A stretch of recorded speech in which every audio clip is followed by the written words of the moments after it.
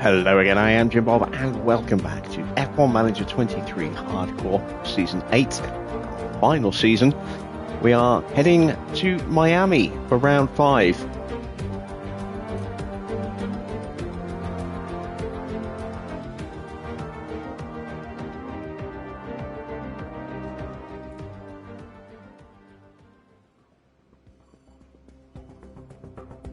So, 4 days to go until the Grand Prix, and we know that the weather's not going to be great for us.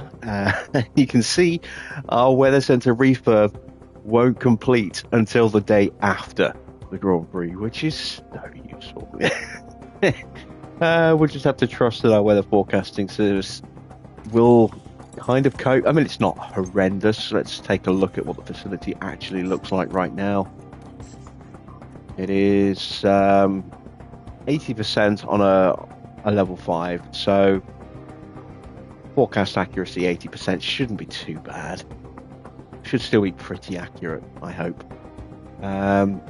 Hospitality area's gone a little bit. Memorabilia room is a little bit more important. That has just gone, so we will slap a refurb on that. We've got 5 mil in the bank-ish. We're still waiting for some hours. A new ATR period, which I think comes after this Grand Prix.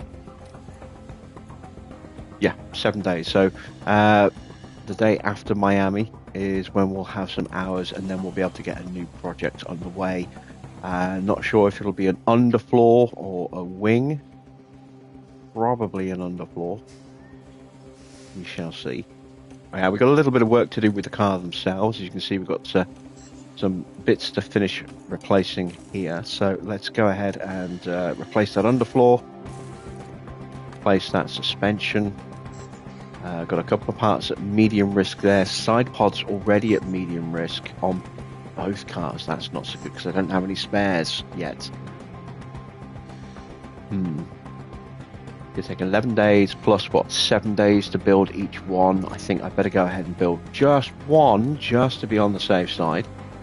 I can always roll back if necessary, but I'd rather not drop performance, at least on Donna's car, because she is consistently getting herself in strong racing positions.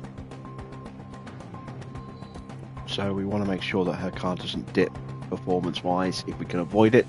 Let's have a look. Am I building an underfloor? No, I'm not. So we better go ahead and manufacture another couple of underfloors as well, given that we've just lost our spare already. There we go. And it'll be a while before we can get another one on the car, or a new one. What else? Suspension is okay for now. It's being worked on for a replacement, so we don't need to go ahead with that yet. Rear wings, we'll hold off on that for now, I think.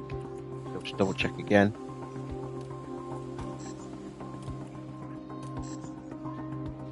Yeah, rear wings we do kind of need to, we're okay on for now, but we are going to need more front. Oh, we're actually still building rear wings. Look, we've got one more rear wing to pop up in a couple of days, so let's go ahead and get some front wings done, because we only have one spare. That will not be enough. Go ahead and build 3 of those. Right, down to 2.5 mil already. That didn't take very long to burn through a load of that cash. Let's see, Sylvie got the podium there with Juno in 3rd.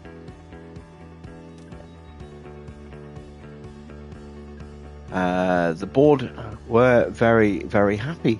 Fantastic. It's increased their confidence in our leadership. We never actually checked what the board thought of last night's results, so let's have a look now. Delighted. Fantastic. Still down in the happy category. We're going to need another couple of good, strong results back to back to push that back up to delighted again, I think.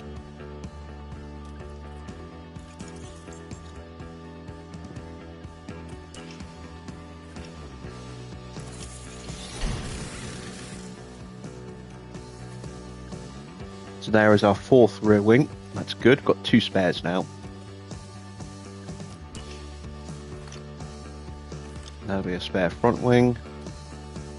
And now we are ready to go to Miami. So let's see, has anyone brought upgrades for this Grand Prix? Doesn't look like it. We're still looking very good. Third fastest. So we've got the second quickest car behind the Red Bull. I think it's Red Bull.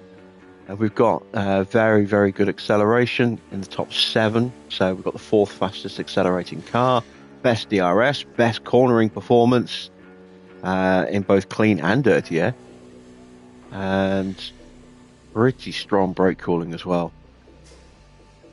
Right, there is one thing I do want to check. I want to check Sainz's Alpine, because he has been a lot quicker than I thought he was going to be this year.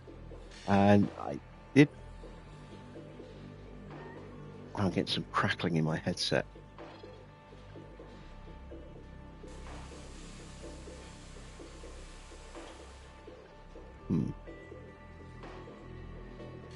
If that plays up again, I might have to reboot the headset. I hope I'm coming through clearly. Seems okay, but let me know if you can hear any distortion. So yeah, Sainz has been very quick recently, and I thought the Alpine wasn't that good. But they do seem to have turned things around. Identical car between the two Alpine drivers. They've got speed. They've got a decent acceleration. They've got a good DRS. They've got good cornering performance as well. The only thing that's really letting them down is their dirty air. And it's only just over 3% less than us. So, yeah, it's no wonder they've been competitive. And Sainz, who had been in a little bit of a stat decline, seems to be having a bit of a renaissance this season. So, at the very least, it should arrest his descent in his stats. If not, maybe start pushing them back up again. I think it'll probably just stop them from declining further. Evening, Naga. How are you? Right, so that is what our car has looked like. These are the weather reports for the weekend. As you can see, we have got the wet conditions on the Sunday, which I never like with these two drivers. Hopefully it won't cripple us pace-wise. We're going to go both cars into Q3, both into Q2. The incentive is 2 in the top 8. We'll try. That might be a little trickier. Fastest laps, the incentive, we will try and get it, but it depends when the track is dry, when it's wet. If the track is dry, for that matter. Finish position 1 in the top 8. I am going to just stick to 1 in the top 10. Again, rather just make sure I've got money coming in, rather than go for a more ambitious gamble that inevitably fails. New quali streak tonight, 1 in the top 10 for 2 races. It's only 1 car, so it's not worth a huge amount of money. And we are making some progress on our finish position streak. So let's head to Miami.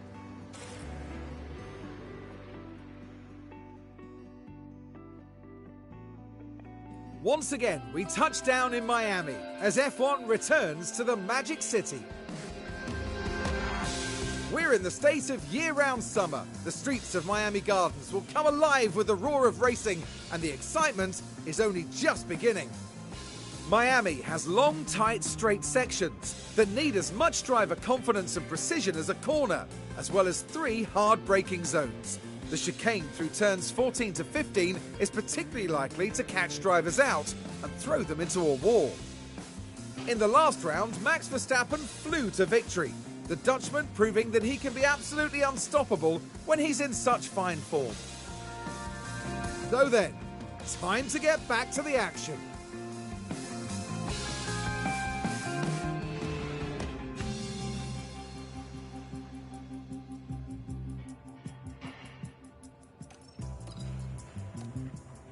All right, we are going to put Anne in the car. This time I'm going to put her in for Embry, because we've kind of overworked Donna's car a little bit in the first part of the season, so we're going to start putting that load onto Embry's car instead, try and even them out again.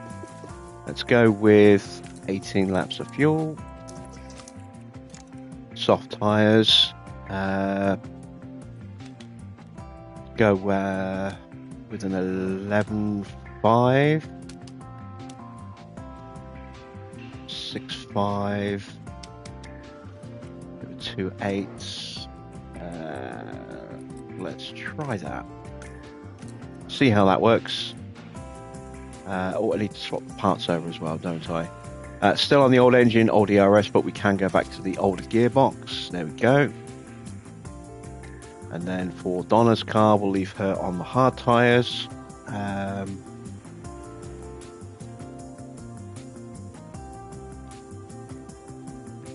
Actually, no, we will go with the softs again.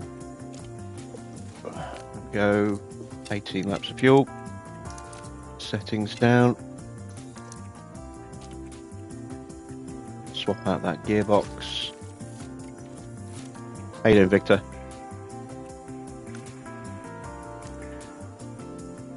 And let's go with a 12.5 wing on this one. I'm going to go with a 3.7. I'm going to push that all the way up and go about there. So we'll try something a little different on this car. Let's send them out.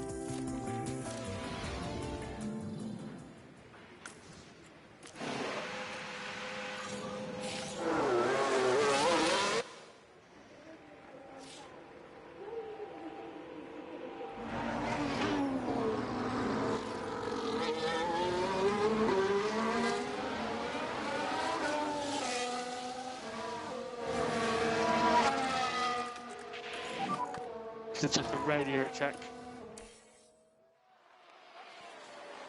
So I made the mistake of opening up the BBC Sport app earlier, about half an hour ago, to check for the practice times from today in Austria. Forgetting, of course, it's a sprint weekend, so very first thing I see is the results of the sprint qualification. I'm like, ah, shit. So I watched the sprint highlights on YouTube. So I know the results of sprint qualifying.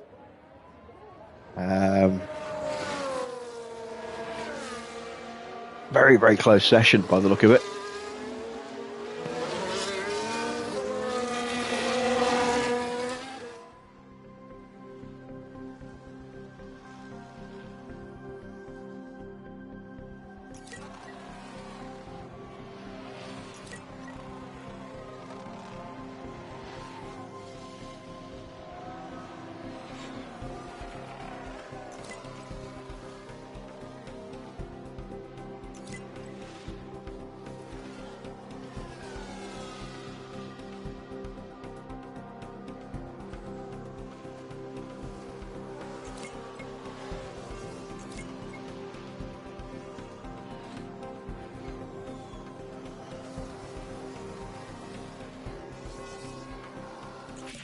All right, we've got our first bit of feedback, and 73. That's not a bad start. Let's call her in.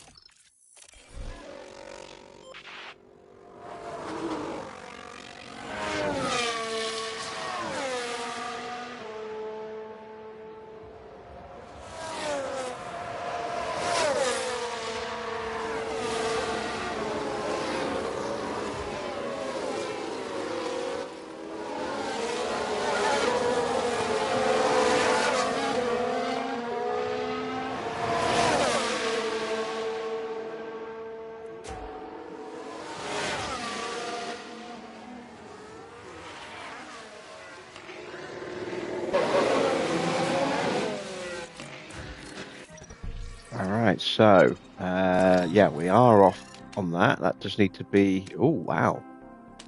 That's a 13.5. Okay, did not expect that. So, Anne's car is not going to be good because she had an 11.5 wing. Or even an 11. That's going to be a long way off.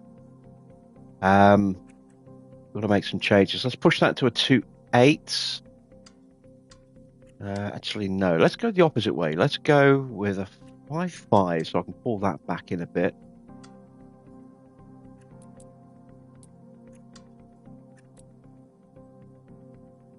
I'm going to go with... I'm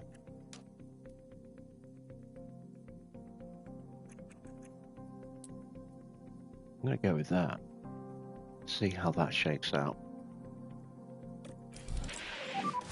How's the balance? How's balance?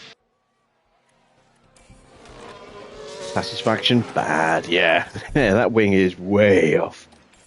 But moving the wing will give us a huge amount of gains in the set of confidence, if nothing else.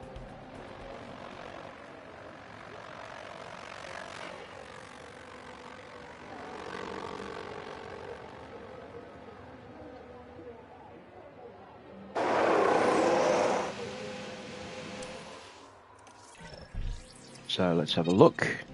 11.5. Okay, so we're not too far away. Let's go with the 13 rather than 13.5 on this one. Let's see.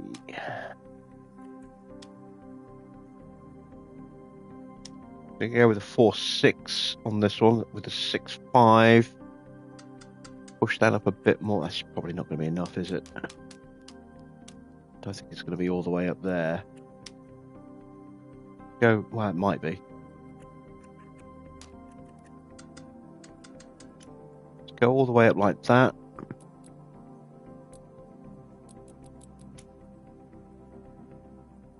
I don't think that's enough on the front wing. I'm going to try that. I think that might be a bit too much, but I'm looking at the spacing. We're going to give that setup a run out, see how that works.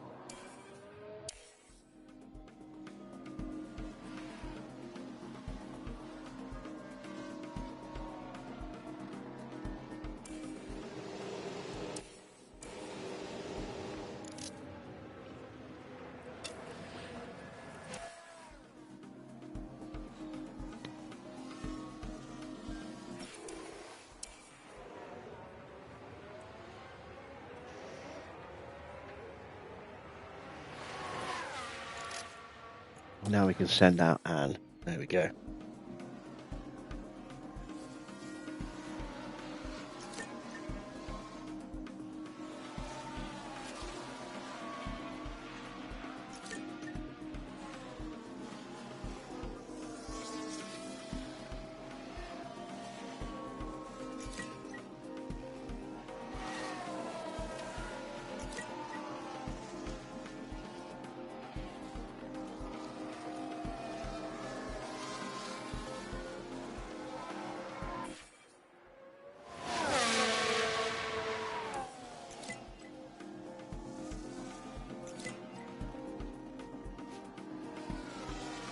Bella Jack's currently fastest. That is a bit of a surprise.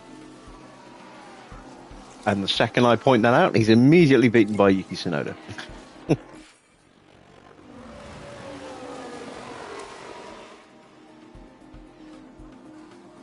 All right, feedback for Donna. 87%. So we found some performance, but still not found enough. There's still some work to do there. How you doing, Dino? Feedback for Anne, she's up to 75. We'll call her in as well. Can I have an update, please?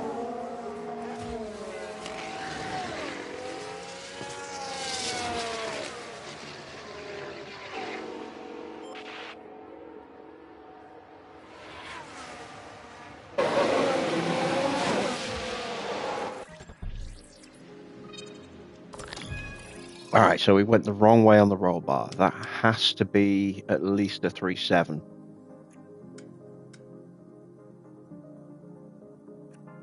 Feeling it might be a 2.8, maybe.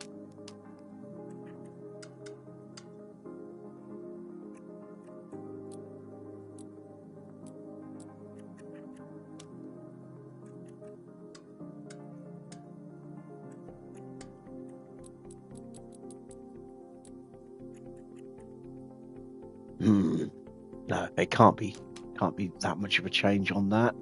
So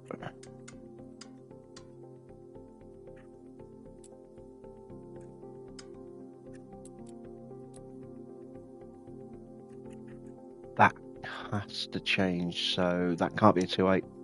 Got to be a 3.7.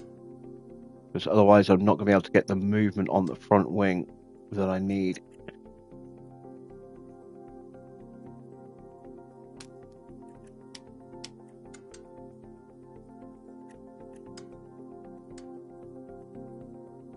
We'll go with that. Hopefully that will do it.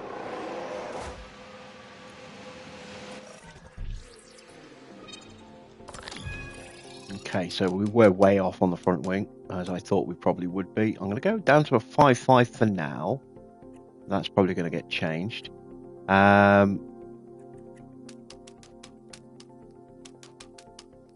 So let's try a 4.6. No, it's got to be...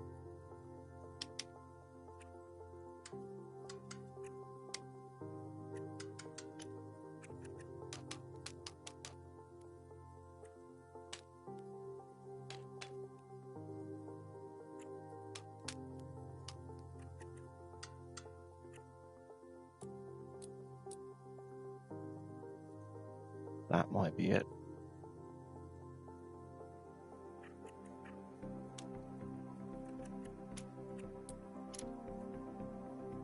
That's not going to make it.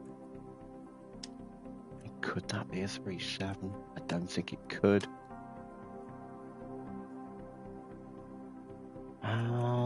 Maybe. It's very, very tight. I think that's just off.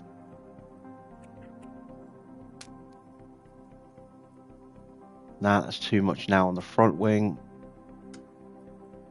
I can't squeeze. I think it has to be a 4.6.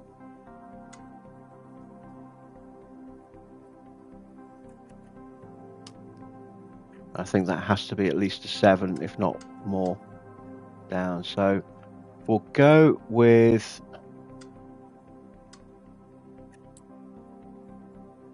that. We'll see how that works. How you doing, Wayne?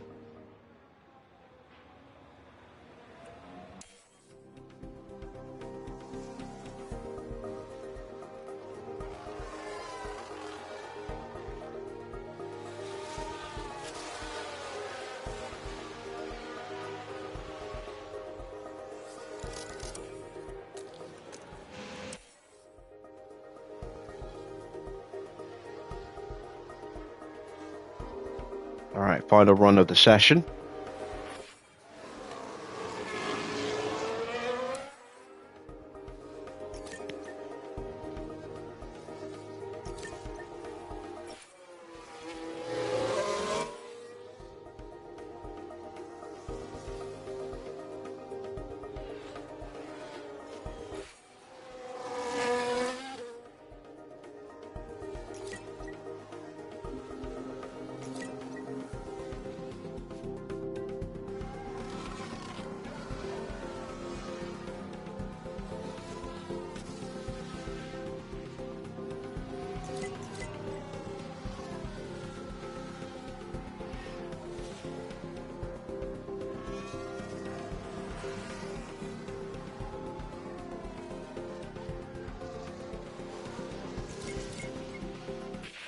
And there we go. Can we just squeeze that last little bit of feedback from Donna as she makes her way back to the pits?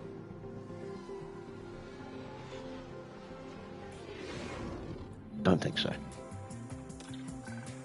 No, not quite. Not quite. All right, well, at least we'll have a good basis to work from going into FP2. Let's take a quick gander. So, it's close. It's not quite there.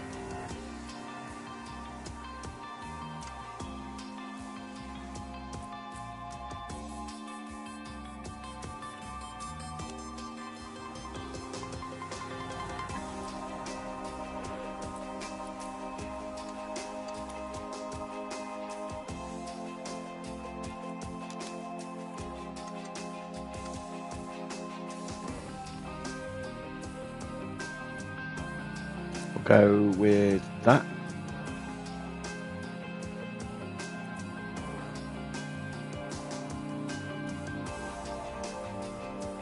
Subtle change to the front wing there might be all that we need.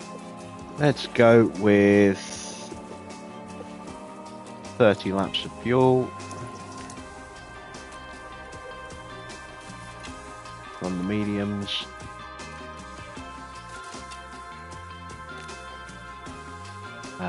Again, we're seeing that front wing is a little bit off. So we can pull that back to a 6.5. Correct that back like that. Hopefully that will stay in the tolerance. That should also sort out any issues with the traction.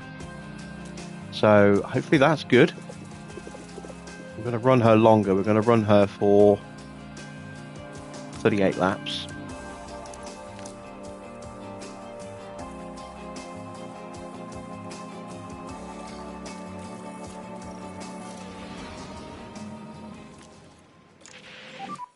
And there we go. Green, fuck is green.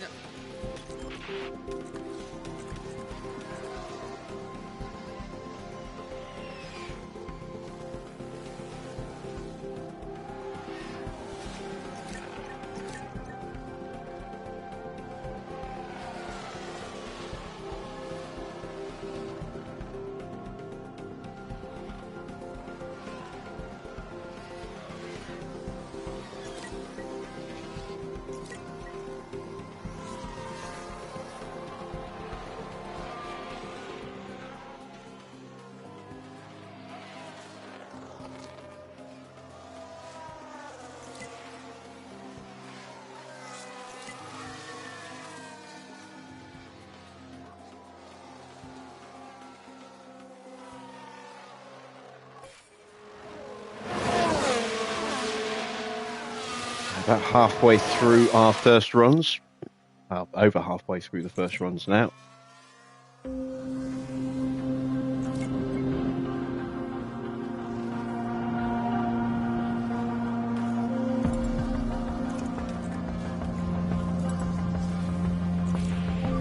And we've nailed it with Donna. Excellent stuff. Have we done the same with Embry?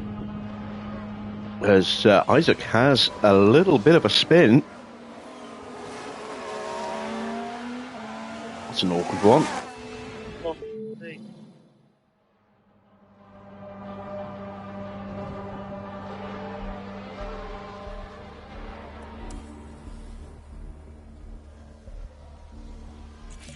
And there we go. How's the balance? Nailed it with both cars. Excellent stuff. So now we just let them run. Get that track knowledge up.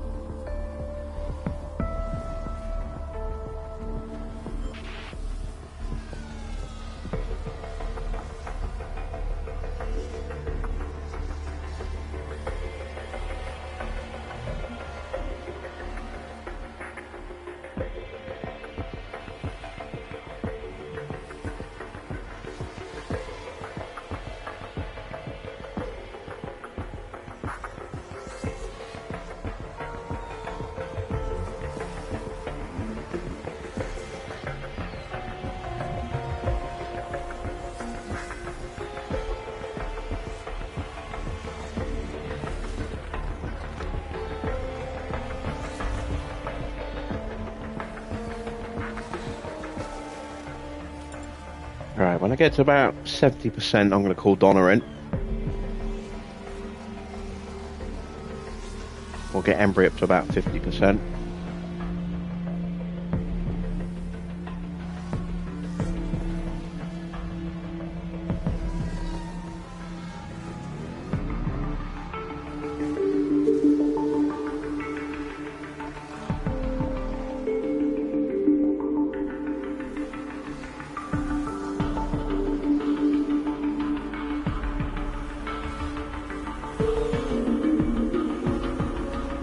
And there we go, we judged Donna's fuel load just about perfectly to get her to the 70% I was aiming for.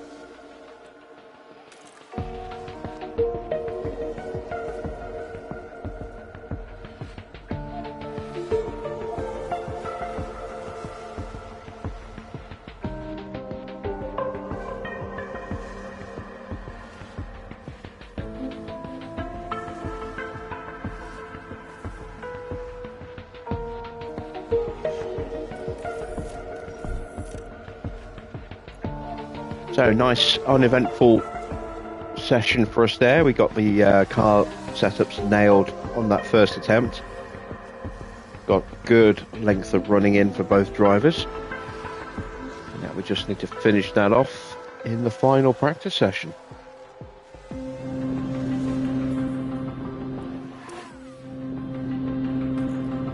Car part knowledge is maxed. They've learned all the new bits.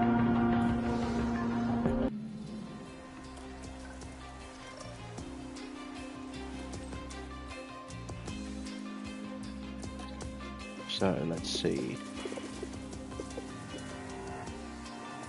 26 laps should be enough, I think. And 34 laps. Actually, 34 laps might not be enough. Let's go 36.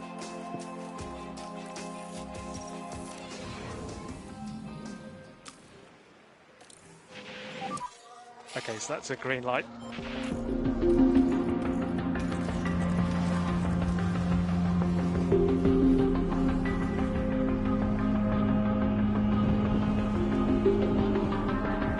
So this is the easy bit. It's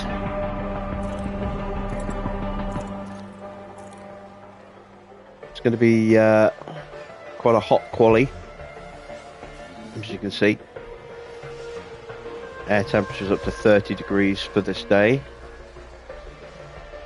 And then it'll be warm and wet for the race itself.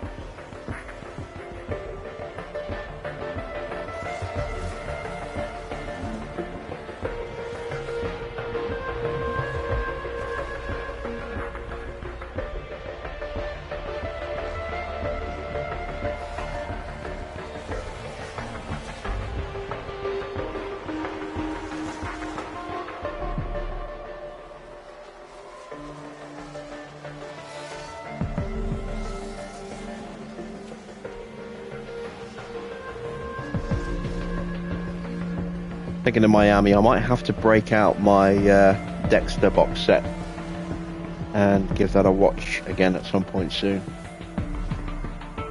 Been a couple of years since I watched it. I do love Dexter. Got a little bit meh in the final couple of seasons, but it was an excellent show. Haven't seen the sort of, don't want to say reboot, the relaunch series they did. Don't know how well that did, but yeah.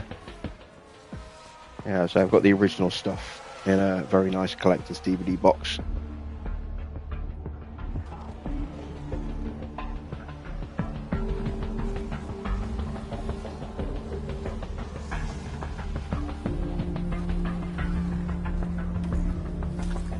There we go. Honor is done. 22 laps. I gave it 24 laps of fuel. Wasn't too far away.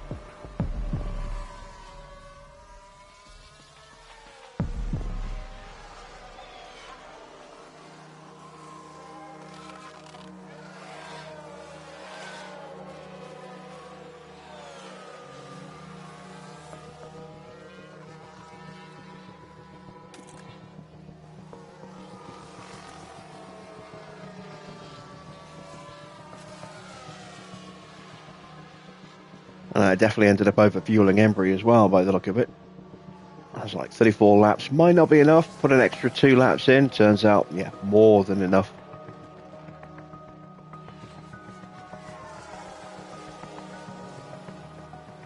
There we go. So we are done with practice. 10 minutes in the session left. Let's see if anyone crashes.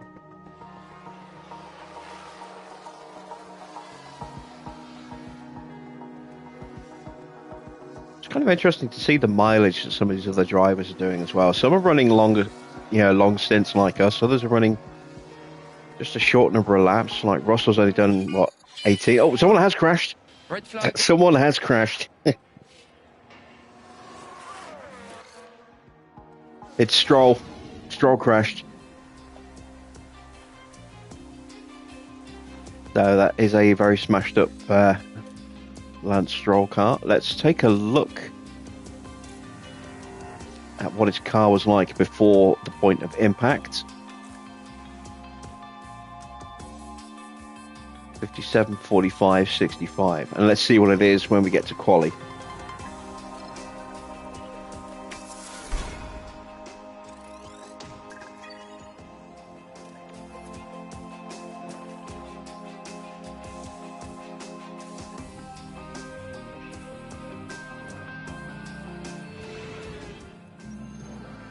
Welcome everyone to qualifying. This should be a good one. Remember, we lose the slowest 5 drivers at the end of Q1, another 5 at the end of Q2, and Q3 will set the top 10 positions. They weren't as quick as I expected them to be in practice. They'll want to land better lap times than that today to earn a solid position on the starting grid. Well, we're certainly ready in the commentary box. The drivers are getting ready down in the pit lane, and it's time for qualifying.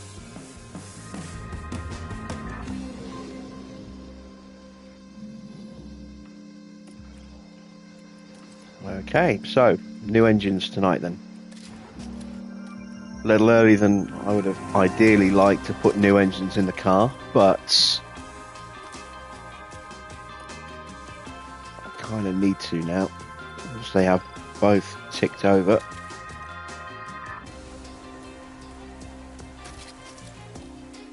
And while we could run the older engines, I would hopefully prefer to get some solid points tonight with new engines fitted instead. So we'll see how we do.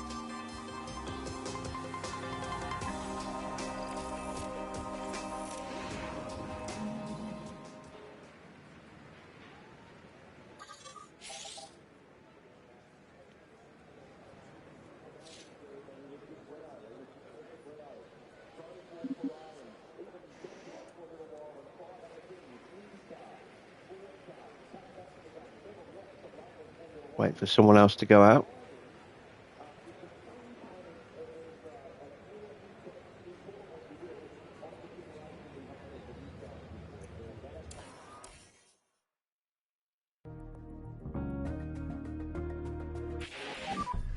Track should be green. That's Isaac going out right in front of us. I don't think I can get out behind him, so I'm not going to try.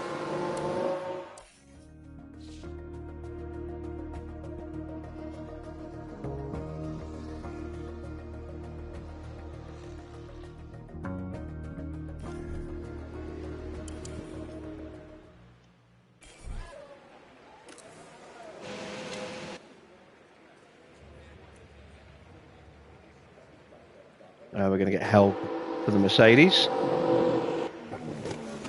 This probably actually works out a little better for us, going out behind Joe.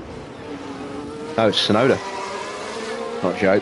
I keep forgetting Joe's got the yellow numbering. We stick to the plan. And Albon has popped out behind us. You can bring the tyre in.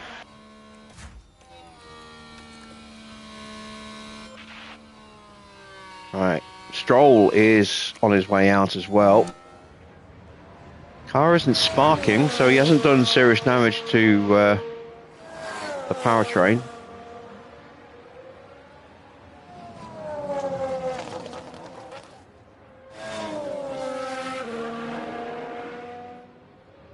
I'm assuming he went in front first, given where he crashed.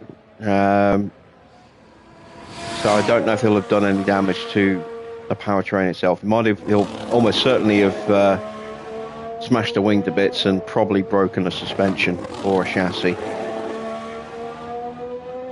which will be what will have caused the red flag. He also will almost certainly have bounced into the racing line, which is why they would have red flagged it. That's where he went off.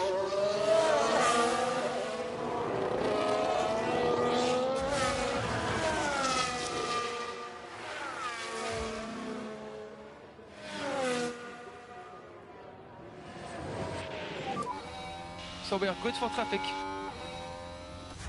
Charge your place corner. Pretty equidistant between the drivers here.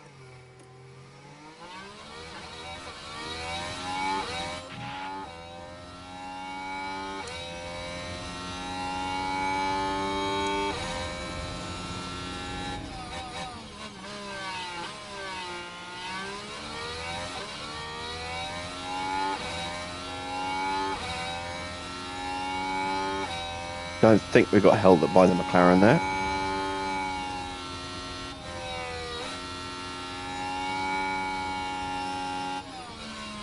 Front-facing crash you found can do minor damage to engine and ERS, but more damage to a gearbox. No, I don't. I find it doesn't tend to damage the gearbox with a front-facing crash. You might get a little bit of a knock to a couple of bits on the engine. If you're going backwards, you're doing major damage to the gearbox, because that's where the gearbox is. It's at the back of the car. So generally going in, unless it's a really heavy impact, you won't necessarily do a lot of powertrain damage with a front-facing crash. But if you hit it and then the rear of the car slaps into the side of the wall, or hits something when it bounces back out again, that's when you might do the damage.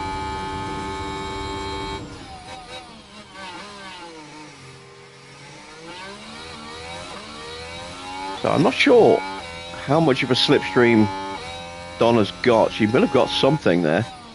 Embry just absolutely nailing it though. Make sure you stay negative on your way. We definitely went quicker than Sonoda, I think.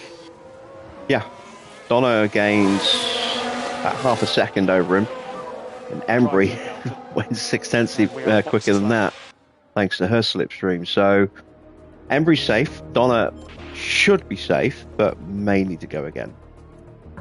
And Stroll, there he is. Let's see what his car looks like now.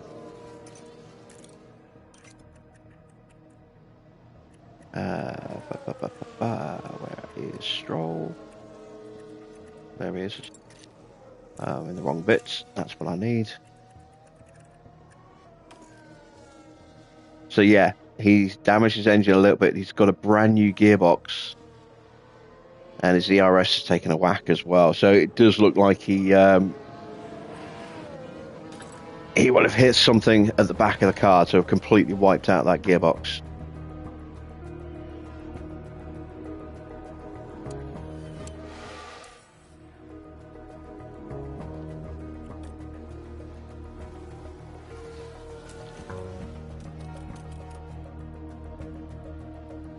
Claire pops up into third. And yeah, I'm pretty confident we're through, so I'm not even going to get ready for another run.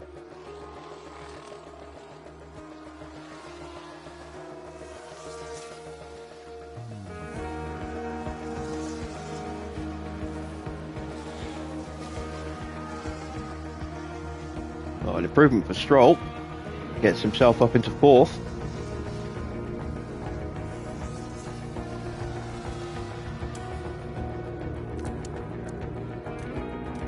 Okay, so Maloney is at risk of getting eliminated, as is Behrman. There's Gasly. Here comes Bashort. Belajak's right behind him.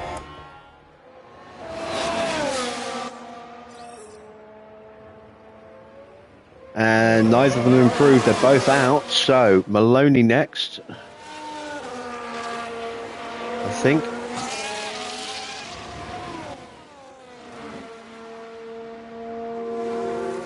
Maloney's out. Here comes Gasly. Ocon in the drop zone.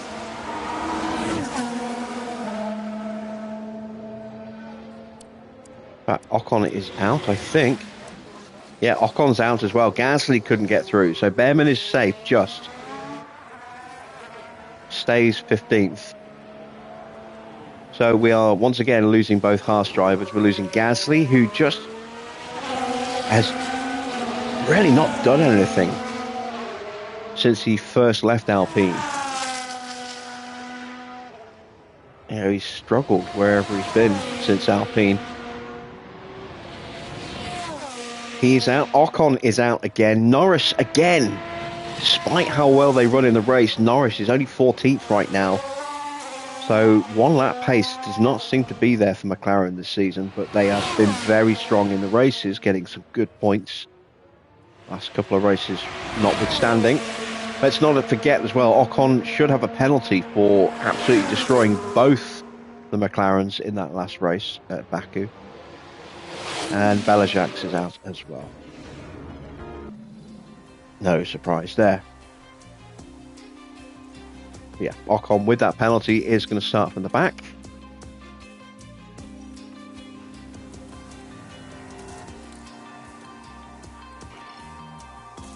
once again, we're going to wait.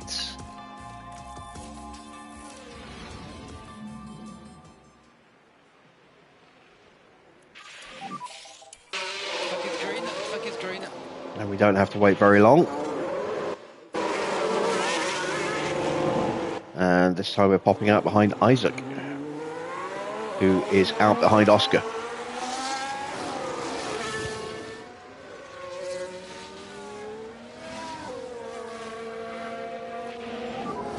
Focus on tires and brakes.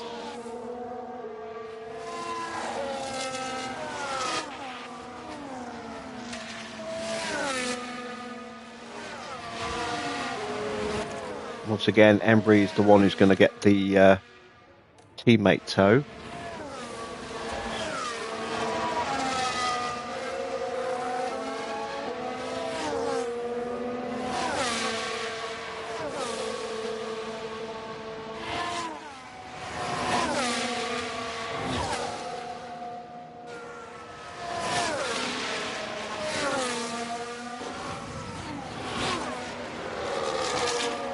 Second Ferrari's out as well, and Albon has tucked in behind behind Russell. He's just determined to get a slipstream in every session by the look of it. As many, if it gets him through, you can't really complain. We do the same.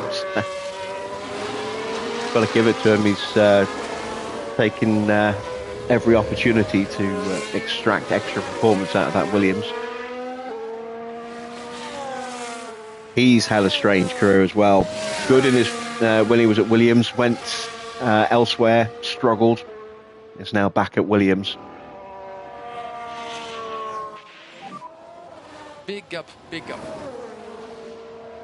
Diop, last corner. I think Donna's going to get the quicker of the 2 laps this time. She's closer to Hajar than Embry is to Donna. So Embry might get left behind a little bit this time round.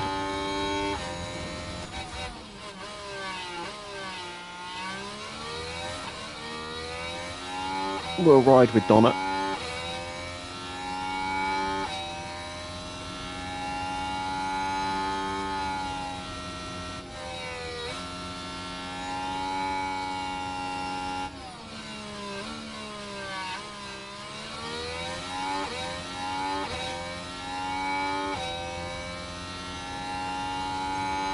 .32.0 and a 32.1, tenth of a second, just under.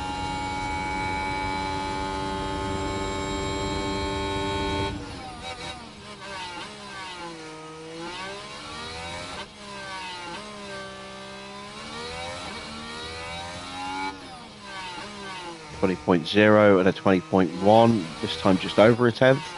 So about 0.2 difference between the two. That's not too bad. And we're staying close enough to get some kind of benefit.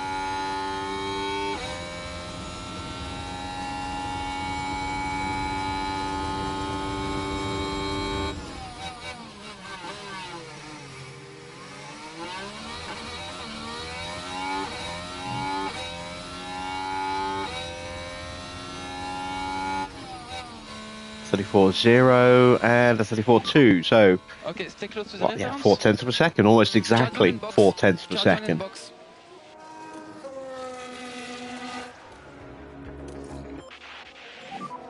Drive to the Delta.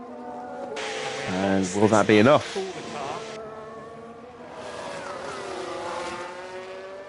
Both Red Bulls on an outlap right now. We'll see what Max does.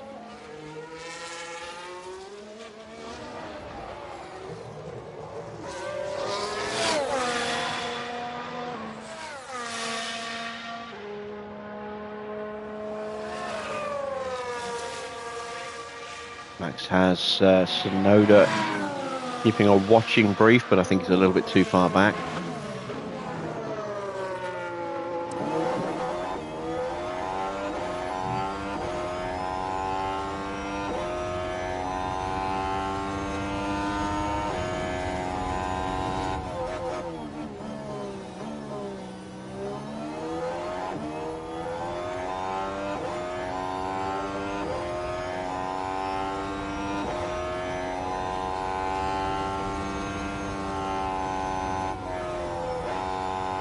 A little bit of traffic for Max.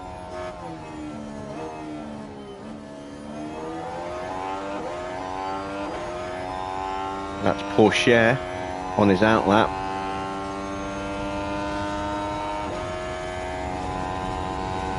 So that's not going to do Max any favours at all. How much time is he going to lose as a result of that? Leclerc coming through the first sector now. We can do a direct comparison between the two Red Bulls and get a good idea of how much time Max lost.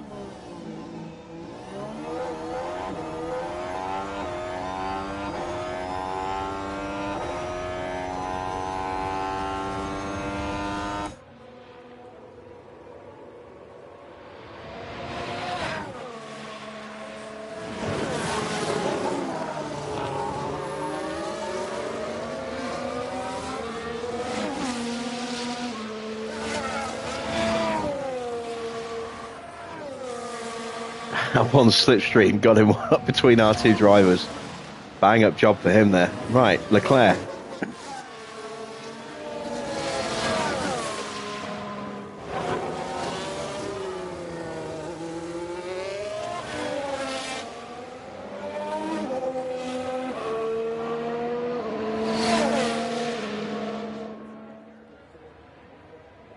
Only a tenth quicker.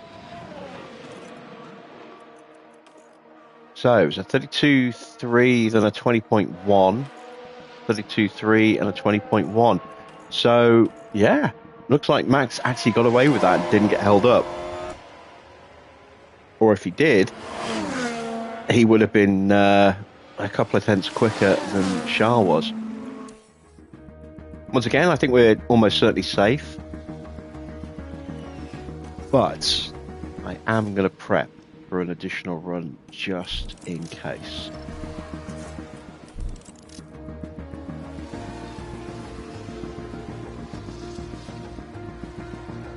And then we're looking at what, half a second.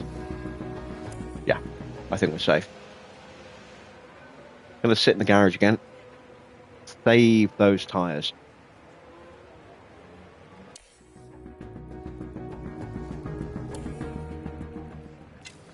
So, who is at risk this time round? Joe, Russell, Stroll. And Russell's out, I think. He's not going to have time to turn that around, I don't think. Stroll's going back out. I think Russell's gone. I think that's it.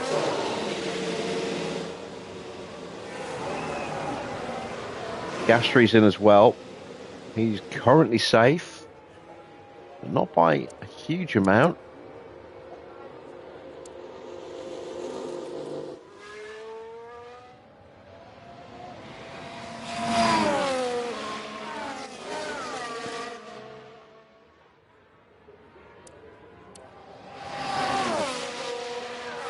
Yeah, Russell is out.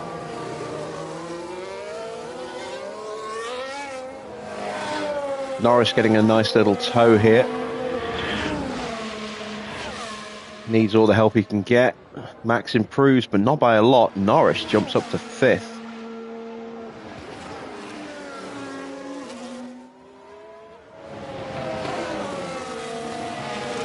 And Stroll is going to be giving Porsche a tow. So I don't expect Stroll to get through, but I do expect Porsche to get through. Who else?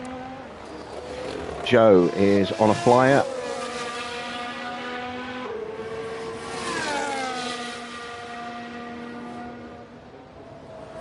Starting his flying lap. So Yuki to finish his flying lap.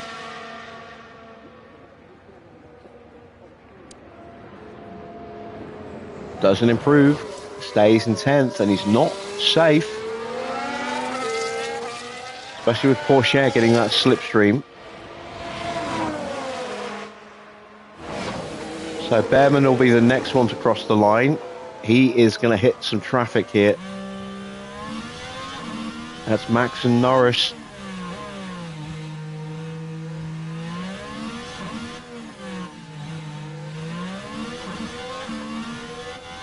And that's definitely compromised Behrman there. That might be enough to knock him out.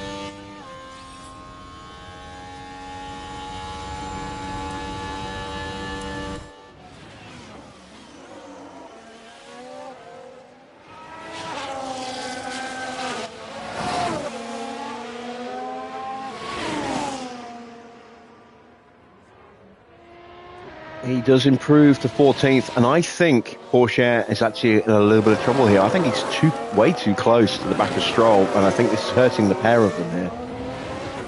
Joe is about to cross the line. He improves up to 11th.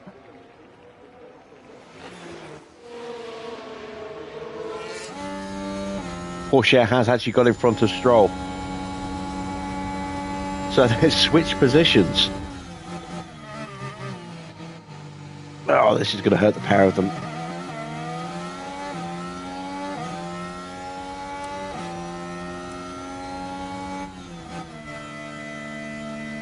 Porsche does get through. Stroll improves by about a tenth or two. Boxes lap, we are through. But yeah, Porsche does manage to find enough to get through, but Stroll is out. So we say goodbye to Lance Stroll, as well as both of the Mercedes in Tsunoda and Zhou, Russell in the Ferrari, and Behrman in the Alfa Romeo. Moving on to the final qualifying session. I'm going to do one lap on brand new tyres at the start, and then use those tyres again for a second run at the end.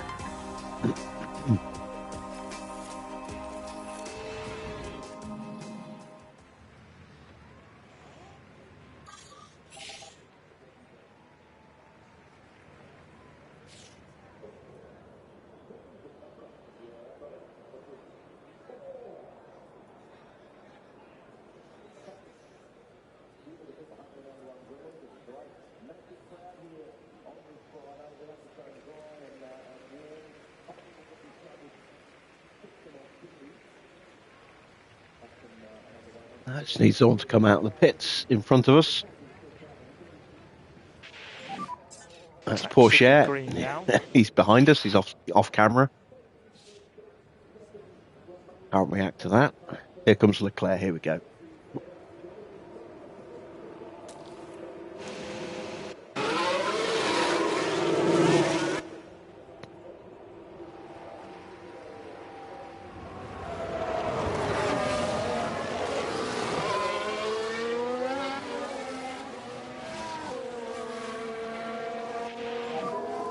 We work on front tires.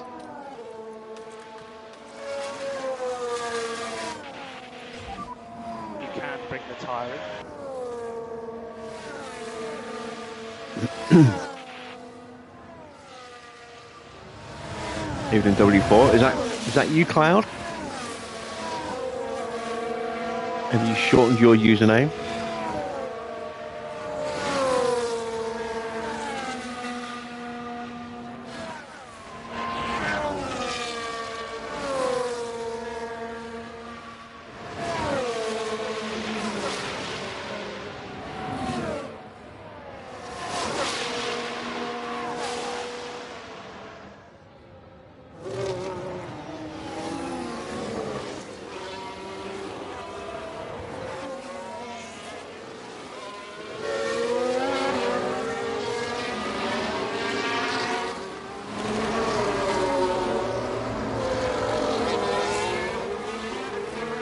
Right. Max is out, as is Oscar and Isaac. A couple of cars still in the pits. Hopefully they stay in the pits for another 15, 20 seconds or so. Position is good. And there we go. Here comes Sainz popping out at the worst possible time. Now Norris is coming out. We might beat Norris into turn 1, turn 2 here. Not sure. Definitely beat Albon.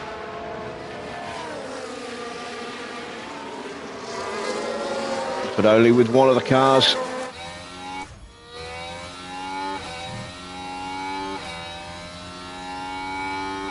Right, they both got out of the way pretty quickly of Embry. I don't think Donna got held up. We're still pretty close to the back of Charles.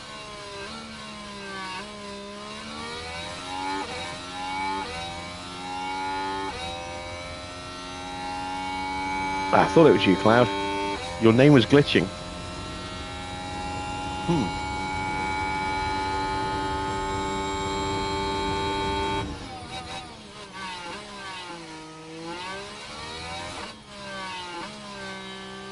Donna has gone purple in the first sector. That's a good start.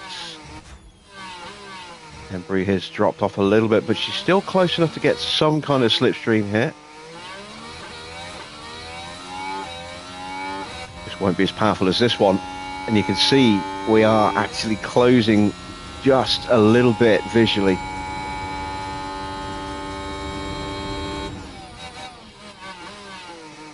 I didn't watch the full shootout. I saw the results by mistake, so I did watch like the 6-minute YouTube highlights before streaming. But I'll probably watch the actual proper Channel 4 highlights later tonight. And that's currently P1. And there we go. We are first and second for now.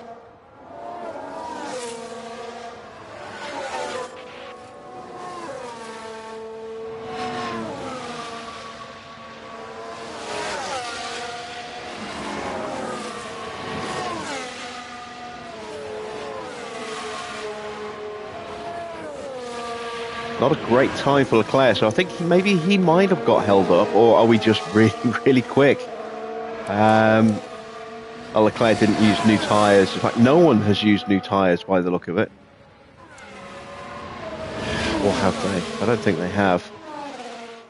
Ajay is 1.5 seconds off. The other three are all a second off of Donna's time there.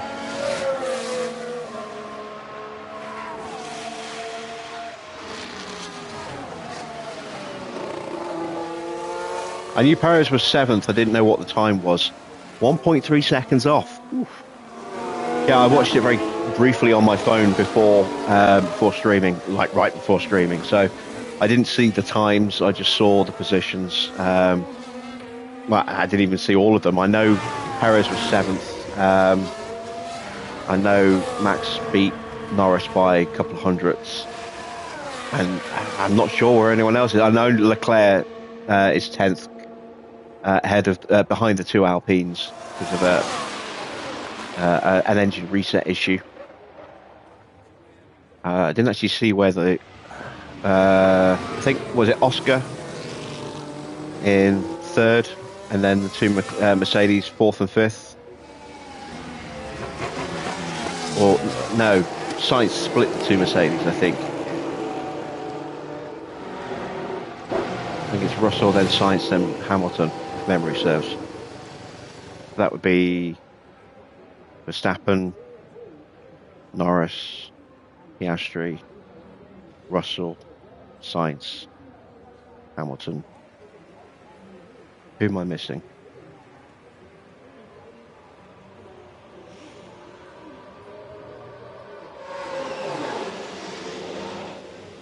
Who came 7th?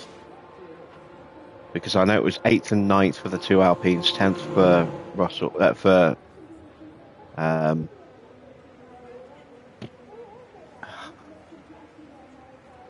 Leclerc. Who got 7th? I can't remember who got 7th. Oh, Perez, of course, yeah. Well,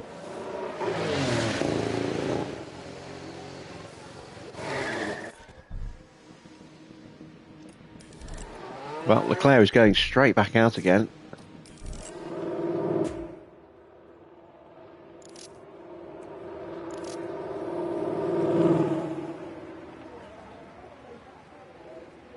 Porsche is going to try and get a toe off the back of him. I am going to send Donna out with Embry right behind her to give Embry a chance of improving her time a bit.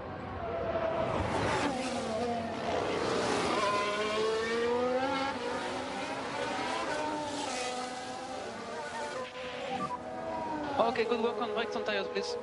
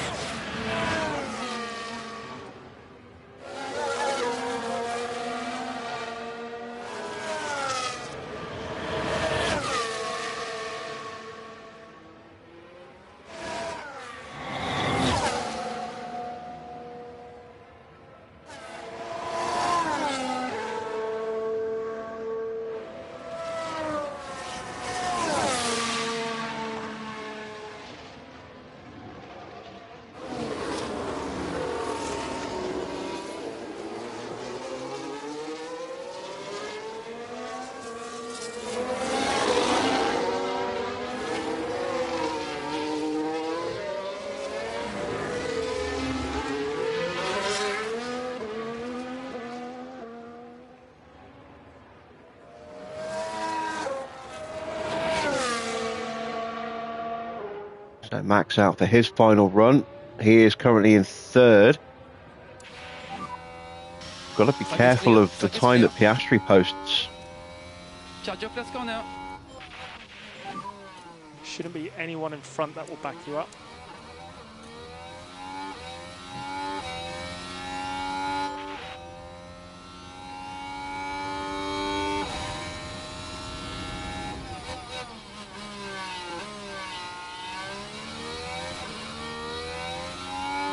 Yeah, this situation right here, this is why I want these windows to be reduced in size or be scalable.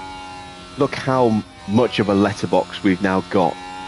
How much of a small window in the middle of the screen we've actually got to see what's going on track. Can't see the map, can't see the leaderboard. Got a tiny little letterbox to look through. See the on-track action. These need to be scalable. Right, the Williams gets out of the way, no hold up there. No improvement in the first sector for either. Embry hasn't improved in the middle either. Will she get an improvement here? She is closer this time round. She should theoretically get a slightly better slipstream and improve her final sector.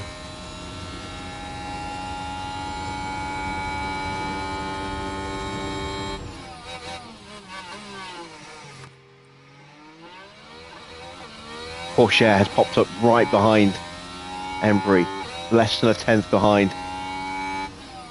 And she can't improve. But we are still locking out the front row as things stand. We're coming in.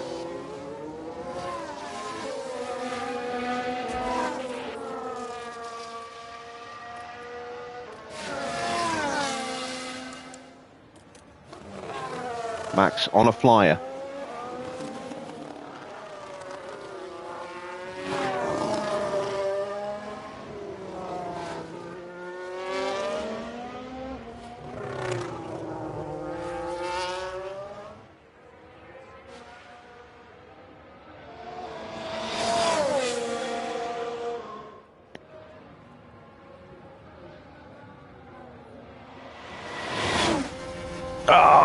Max getting held up there really badly by the Ferrari.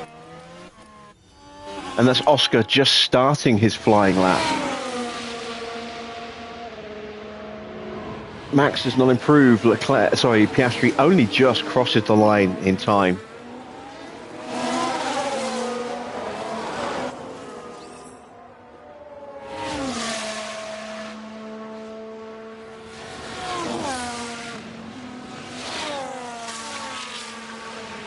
So Oscar's done us a solid there. He stopped Max from potentially challenging. I don't think he would have got it anyway. He was up in the first, but he didn't improve in the middle sector. Oscar's improved his first sector.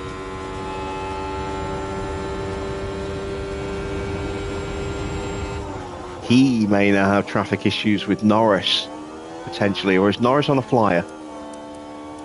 Norris is on a flyer as well, so he's got a clear track, effectively.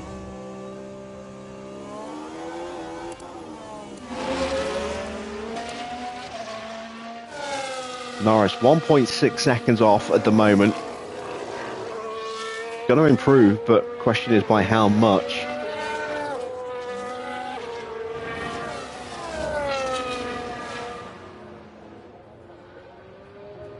Three tenths, that's it. He stays in 10th place. What can Oscar do?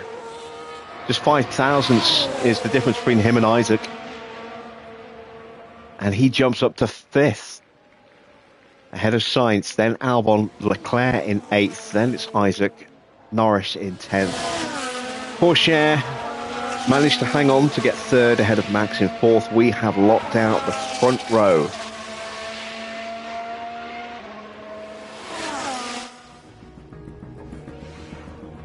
So, question now is, can we survive the wet weather that's coming? Or is that going to kill our pace and drop us way down the order? Let's send them to the grid and find out. Well, there's nothing quite like it. Welcome along to race day. The Miami Grand Prix arrived onto the calendar in 2022 with much fanfare, and F1 history is still very much being written here. Drivers have to take chances around the street circuit and hope those chances turn into victory. And the sky is looking grey and cloudy today.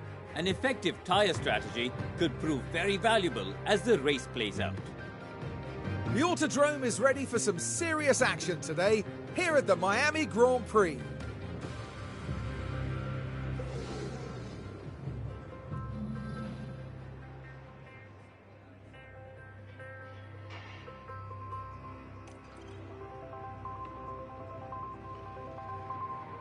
Okay, then let's have a look at the weather. I don't like the look of that. I really don't like the look of that.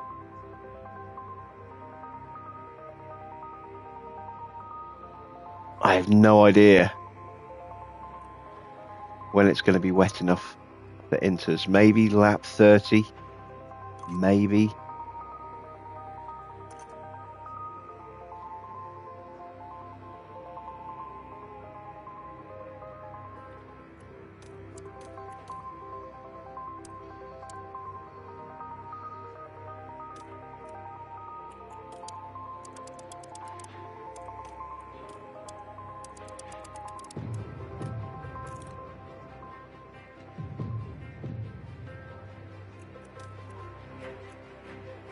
I'm going to go with that.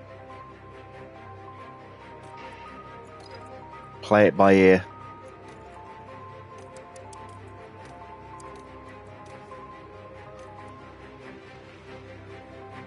Yeah, it's not an ideal situation. I'm going to throw in 2 extra laps of fuel. We're going to protect our tyres as much as we can in the early stint. So we're going to forfeit the lead early on just to try and save life in the tyres. I think this will be the better option than trying to do a desperate 2-stop. And as we get closer to lap 30, we should start getting a clearer picture as to when the weather's going to make that switch. So we can, if necessary, we can always dive in and put on some softs at that point. It might stay dry enough for a while, but I don't think it will. So we'll see what happens. Let's send them to the grid for the start of the Miami Grand Prix. 57 laps await our competitors here in Miami, so may the best driver win. The focus for many in this race will be on the Aston Martin driver. They're on pole and it's well deserved. I'm looking forward to seeing what they can do. So let's see what today has in store, shall we?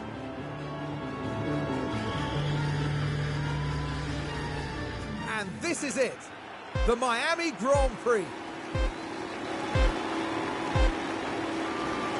And it's lights out. And I'm seeing a lot of medium runners. There's only a couple of softs. They're way at the back. So that makes me more confident that the decision I made was the right one. I mean, I was pretty sure it was the right one.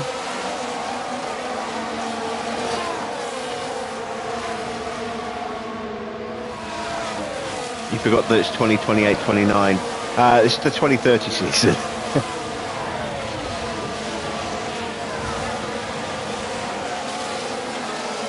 And this is the last year of these regulations before massive changes. So car performance is very, very close.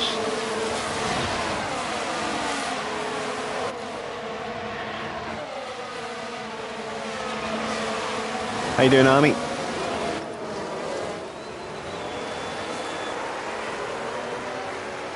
Oscar has got the jump on Max and is looking aggressive on Porsche.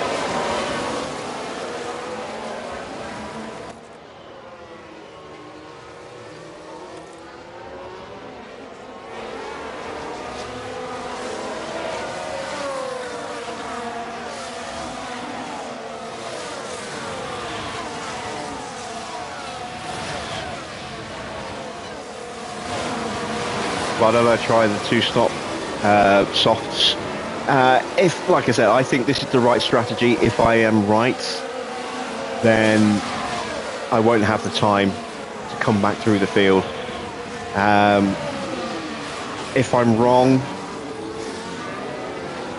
at least having my two drivers running like this means I've got rear gunner action. I've got the ability to help hold back the rest of the field. They can protect each other.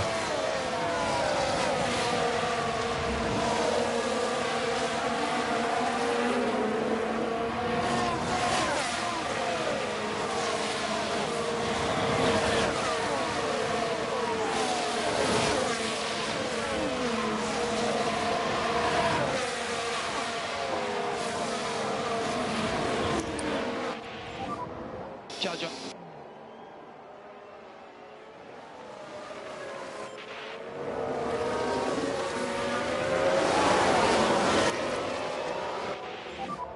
So recharge on.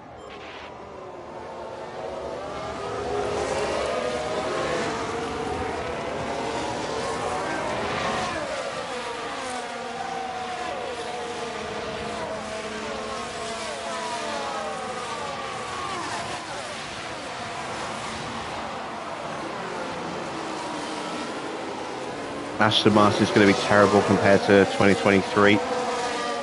Yeah, I mean, this happens. I mean, McLaren wasn't horrendous for long periods of time last year.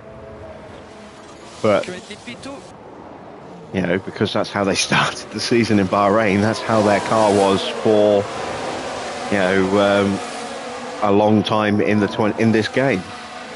You know, takes a lot of hard work to get them up to a competitive condition. Just manage your tires, please. It'll be the same with Alpine. Alpine will be terrible.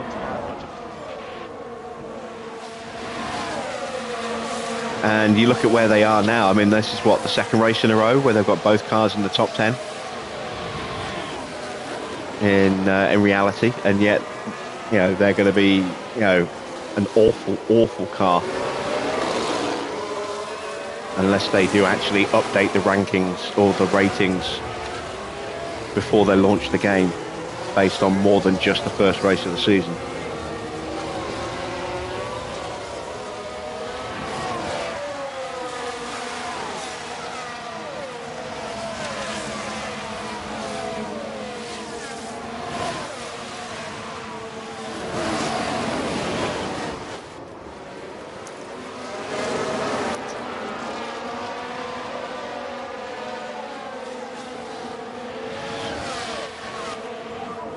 Overtake is available.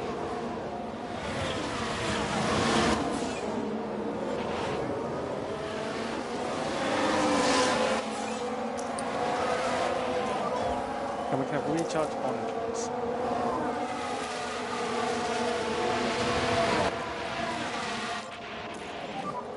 Charge on.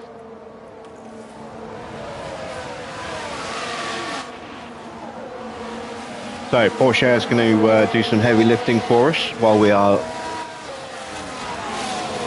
keeping the tyre temps nice and controlled, slowing down that wear rate a little bit.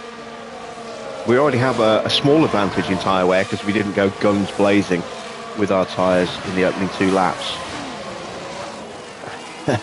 Piastri trying to stick his nose in there, thought better of it at the last second, and that lost him some ground. Press overtake. And we've been dropped, and we've got a yellow flag. Gasly, maybe? There's been a crash. Maybe not. Let's have a look. Ocon, he just can't stop hitting people. He did hit Gasly. Esteban Ocon cannot. Honestly. Oh. He's blaming Gasly. He can't stop hitting Gasly, whether it's in the real world or the virtual. And he can't stop hitting other cars in general. I mean, he took his teammate out completely last night. Ocon is a liability in this game. He really is.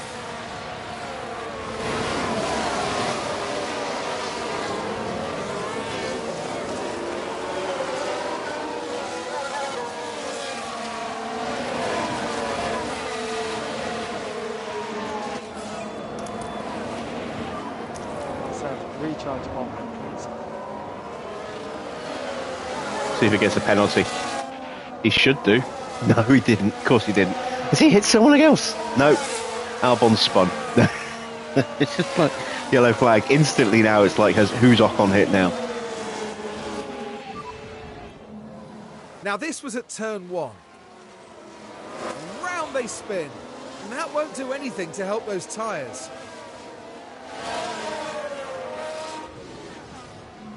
And just like that, the hopes of the team start to It's not his dwindle. fault, it's everyone else's. It's like, am I that out of touch? No, it's the children who are wrong.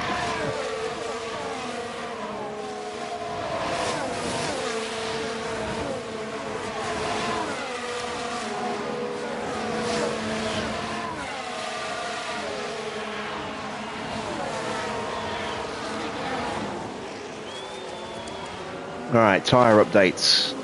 Looking good so far.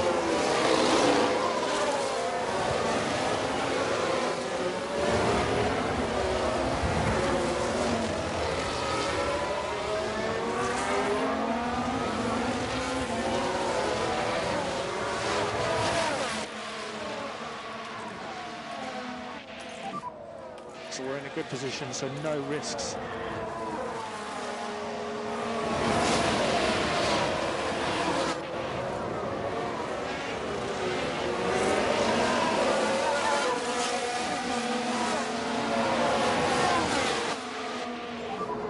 We're happy to stay where we are.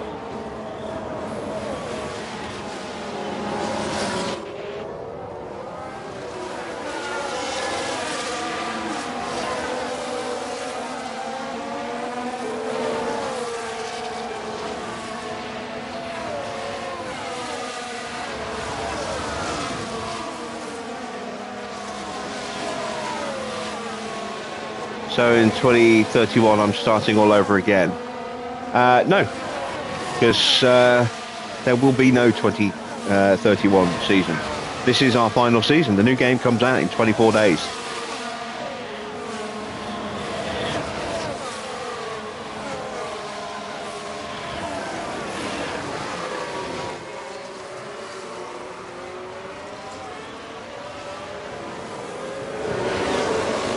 So we'll be ending this season and going straight onto the new game.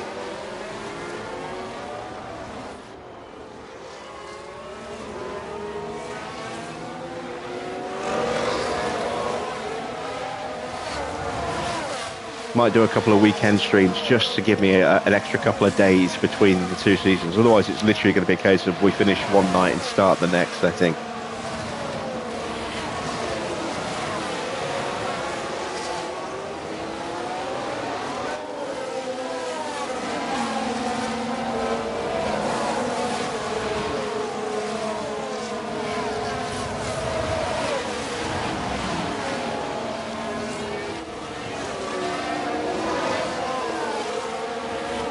Keeping the field quite compact, but despite that, there has been a gap open up already between the two Haas drivers of Vasseur and Maloney.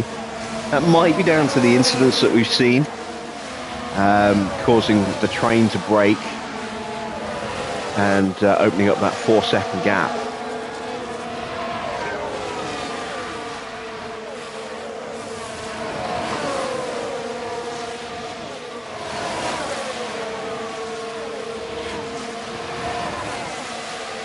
I don't think it is. I mean, Albon was in the top 10 when he spun. He was not far in front of Leclerc. That was Donna trying to overtake her teammate there and then having to back out because of it. Let's turn that off now. That's going to start causing issues if that happens again. We might end up losing position to Oscar.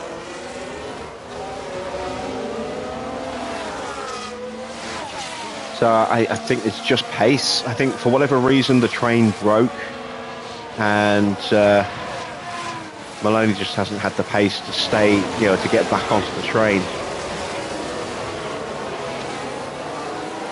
Yeah, Vasseur had those soft tyres and maybe that was the reason. He couldn't keep up with Vasseur when Vasseur pushed and that caused that gap, and it's now up to 5 seconds. That's the only real break, though. We've kept the rest of the field quite tight. So if anyone wants to stop for tyres, they're going to lose a lot of positions. Although the short is the first of the soft that's down in 15th, so it's not going to lose a lot of ground.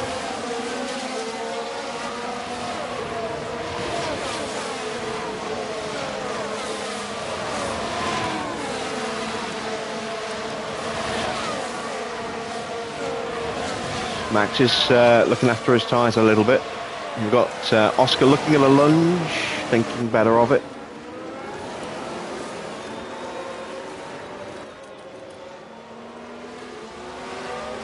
Jar having a look at Norris. Or getting overtaken by Norris, one of the two.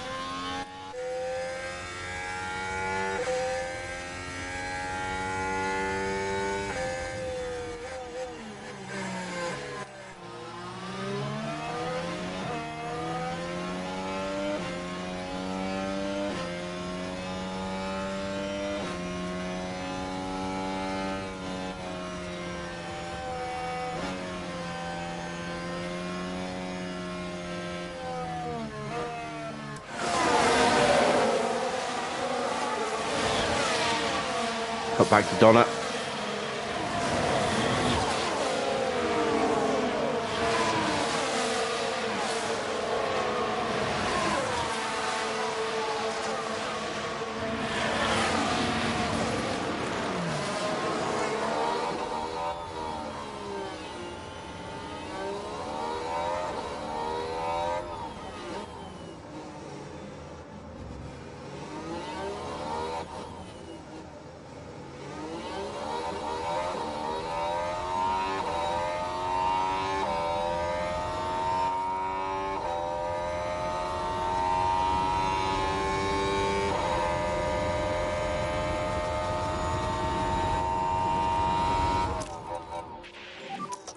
And overtake is available.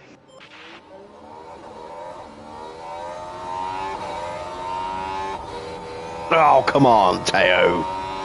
It's cheeky.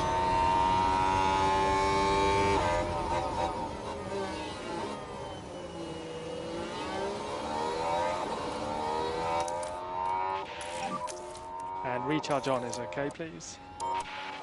Thought I might have had a chance then Little bit of one slip lower, you can. to get into first and second again without having to do anything aggressive with the tyres. Couldn't quite pull it off.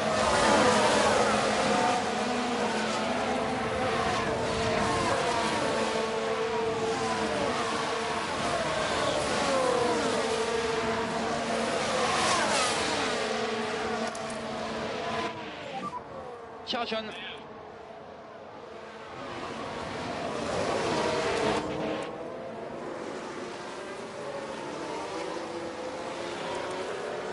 So we've got between 5 and 7% wear over the rest of the grid at the moment, or the rest of the medium runners.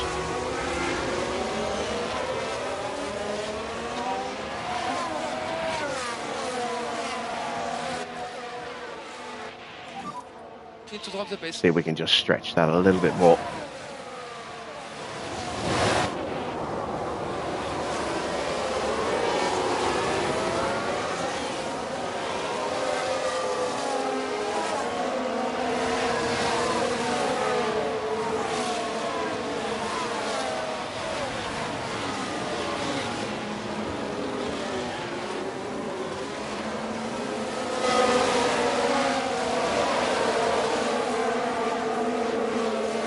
All right, 11 laps done.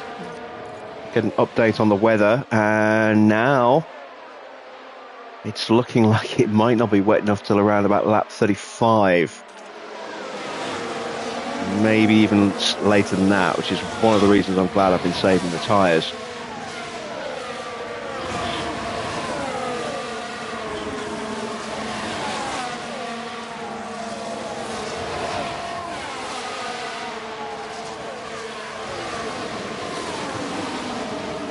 Again, Piastri thinking about a little look, thinking better of it in the last second.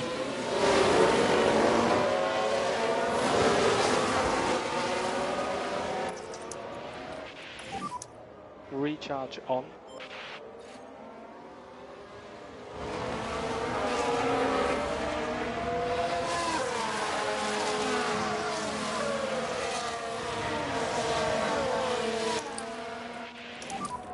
Charge on and box now.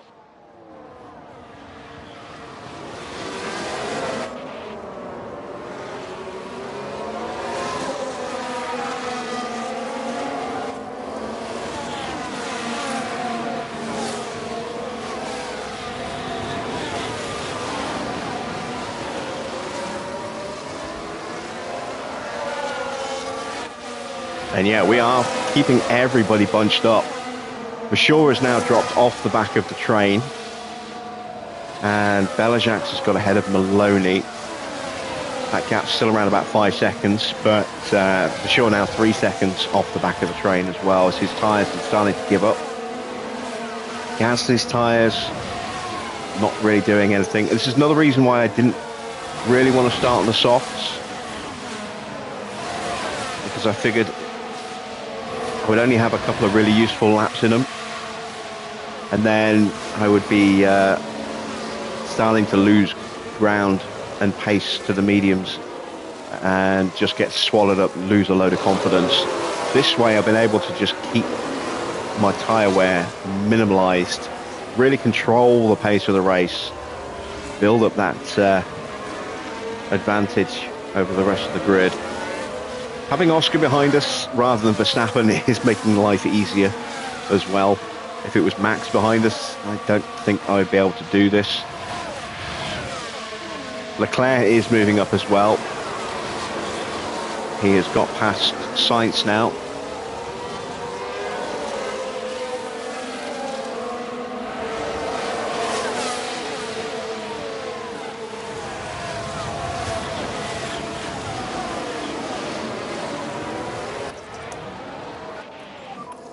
And recharge on now is okay, please. Okay, focus on recharge.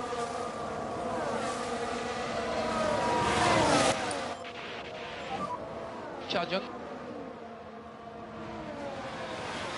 But Oscar is starting to look a little impatient.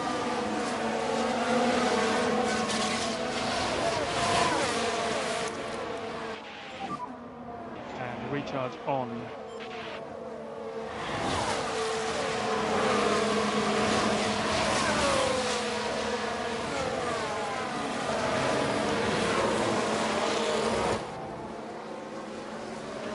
And you see Leclerc having a look on the outside line. I think Max should be able to hold him off. Depends what kind of launch Leclerc gets out of this corner. He got a good enough launch to keep himself alongside. Now he has the slipstream of Piastri. He'll get that move done. There we go. Leclerc now up to 5th. Immediately cuts to the inside to go defensively. Joe's made some progress as well, all the way up to 7th now.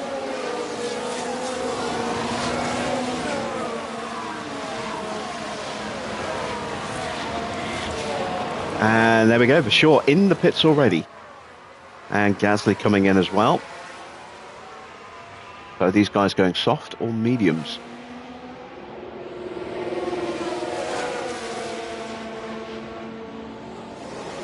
Softs again. And it's a bad stop. It's a really bad stop. Looks like a decent stop for Gasly.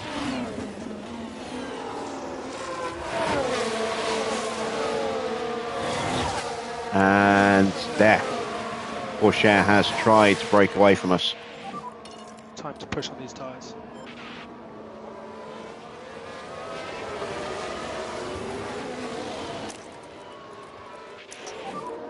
overtake is available.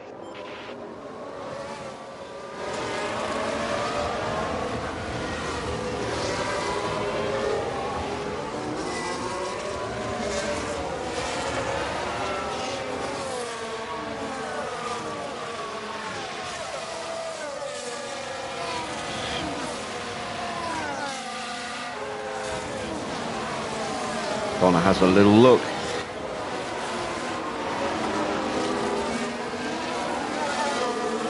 I'd like to try and take this opportunity to drop Oscar if I can. Very good luck.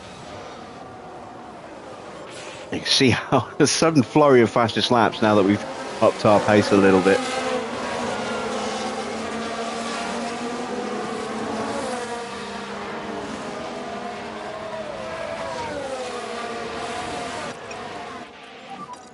If you can, push.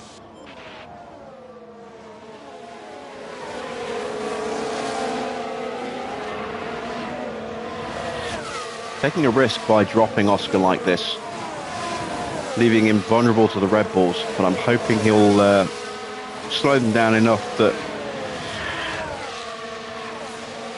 we can actually create this breakaway properly here. Donna has a look, gets alongside.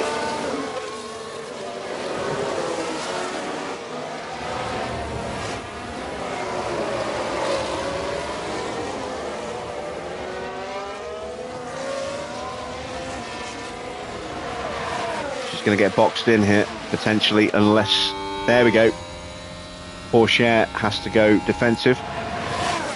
And we're going to go 3 wide into the final turn. Well, it's not quite the final turn, but... Oh, was that contact? I don't know. I don't think it was. Battery is on the long side.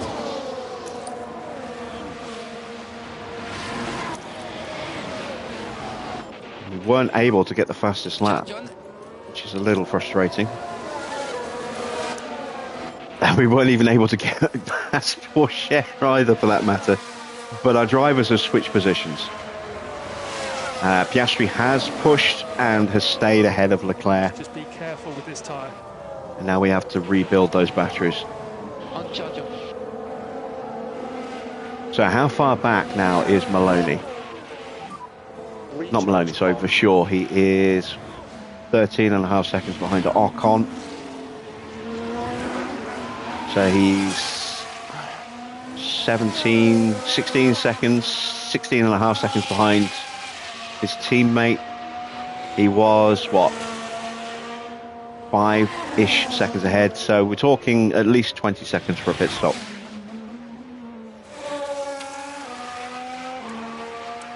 At least.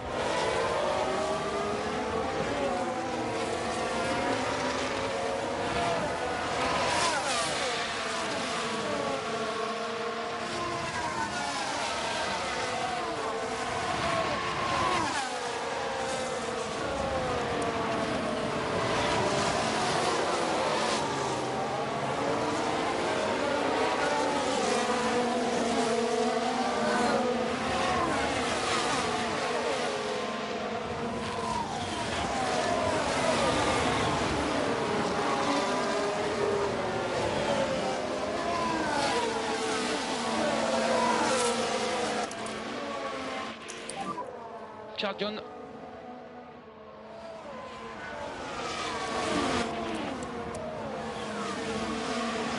Really healthy tyre margin now.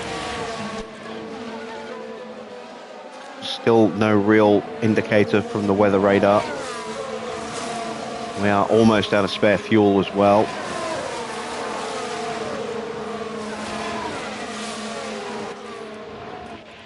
Let's try and squeeze some last minute intense saving in before we have to start saving fuel. Well, not saving fuel so much, but stop burning fuel.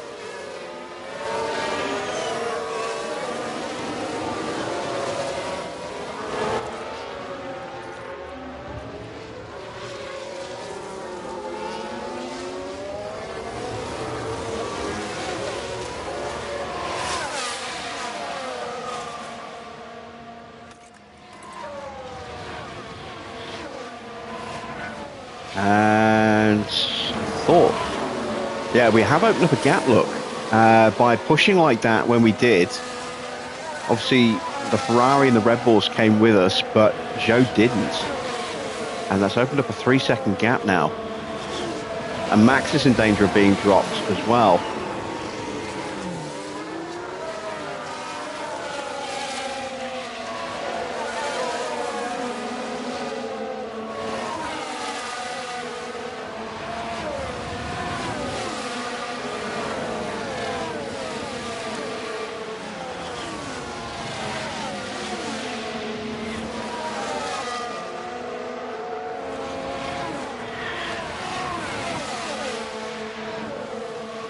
New fastest lap on the softs for Gasly, a 1:30.8. What did we do last lap? 1:32.3, yeah. No surprise there that we didn't get anywhere close to that lap. But Gasly's way at the back of the field. I mean, he's not even on the back of the shore yet, so strategy's not going to work for him.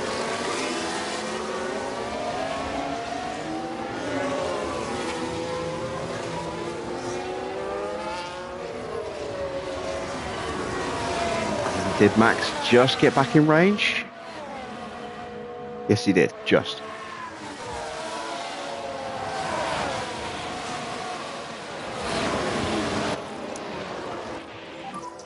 Charge on.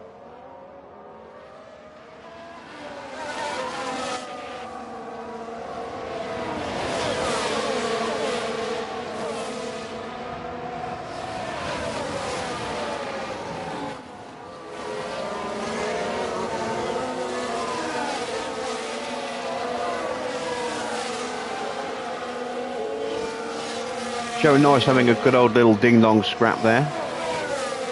Joe getting back into 7th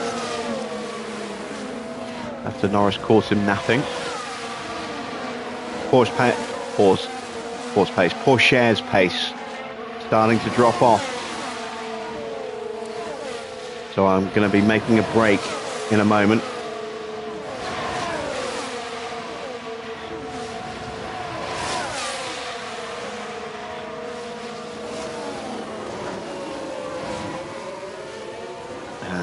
Damn it.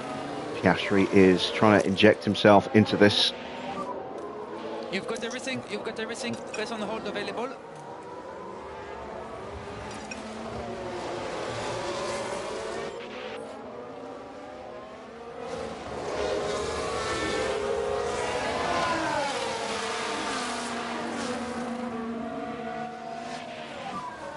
Okay, you can pick up the pace.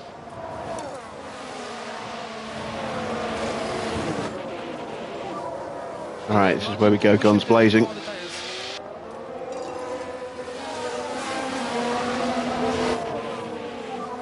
Stay close.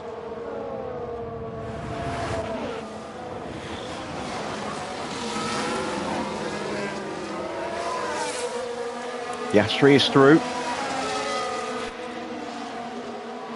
Still no real indicator as to what's going to happen with the weather yet. It might not even get wet enough for Inters.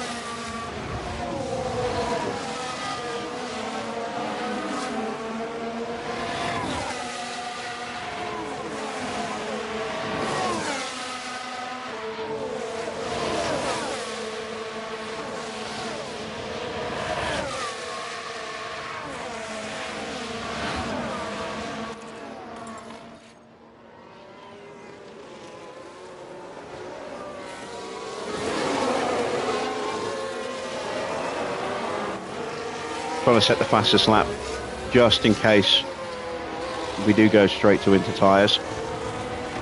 How you doing, Anthony? That's it for battery, so it's going to be a very bad final sector. Reminder on the battery.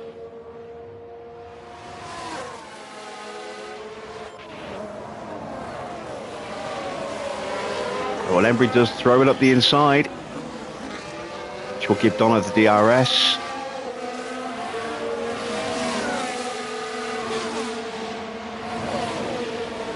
And we still didn't get the fastest lap, and Oscar's pushing hard. He He's almost back Charge on up us. now. Leclerc's past Porsche now.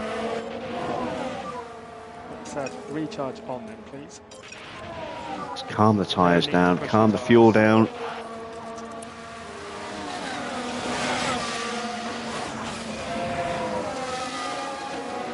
Eleventh and 9th in the sprint. Which sprint is that, Qatar? On the pit stop for you, can it should help you.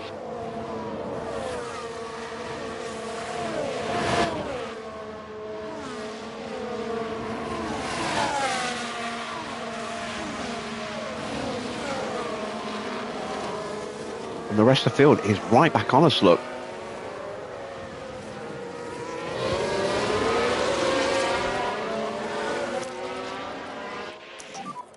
Can use overtake.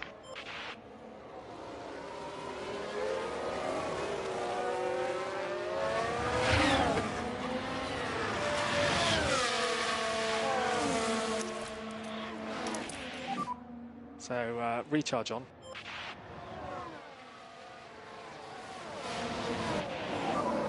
Rain is expected.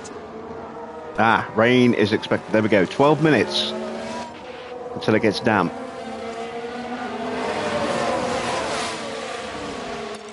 Means I can probably get away with doing this with the tyres now.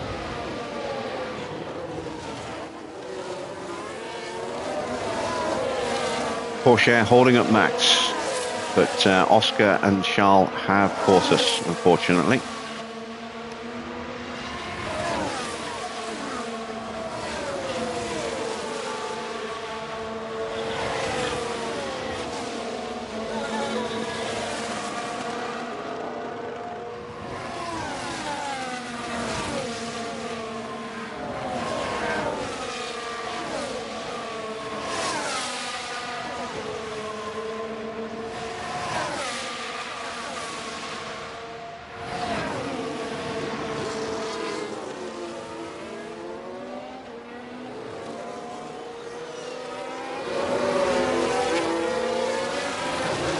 I get nervous when they go side by side like this, especially through this sector.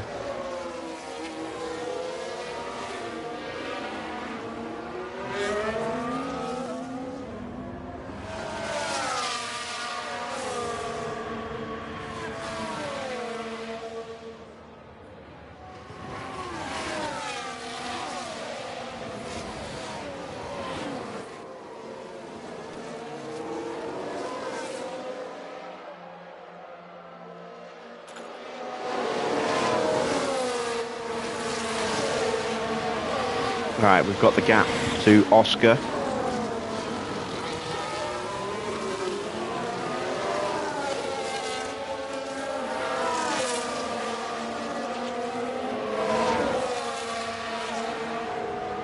Now we need to build it.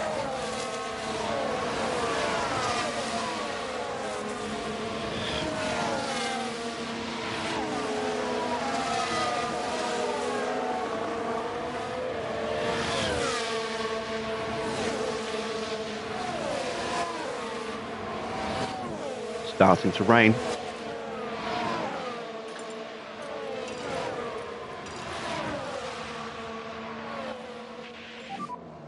Push now, push now. Leclerc gets the move.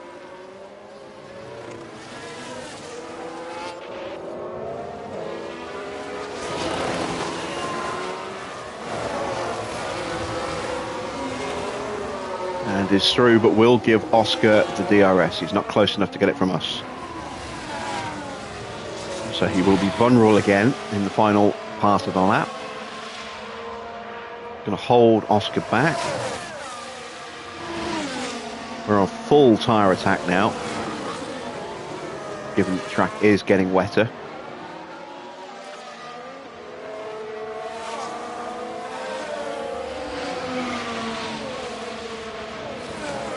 I am going to grab a drink from the fridge. How you doing, Clark?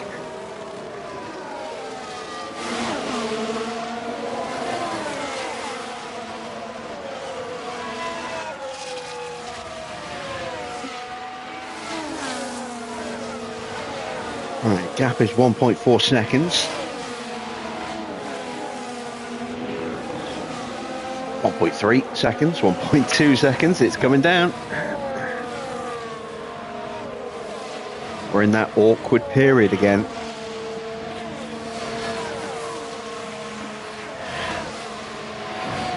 Max now past Porsche, still a little way off the back of Leclerc and Oscar.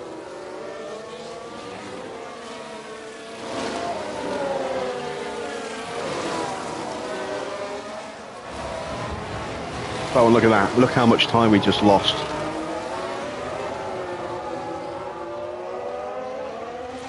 We're on full tyre push with a 10% tyre advantage, and we are losing time because of the weather conditions. Keep the pressure on.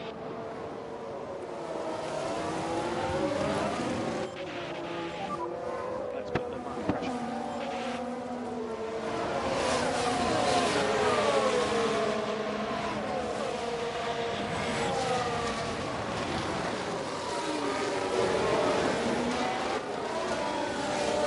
Getting screwed in the corners. This is one of the other reasons. This is the other reason why I was trying to save those tyres earlier, to give us the most grip available to fight with in these dodgy conditions.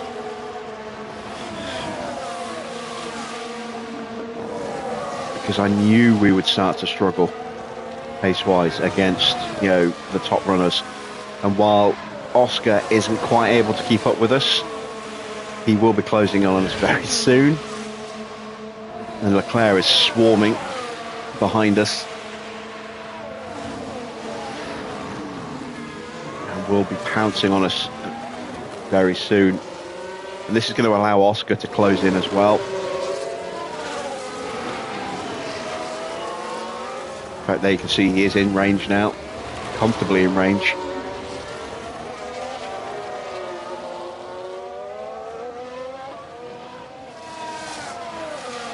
Still not quite there.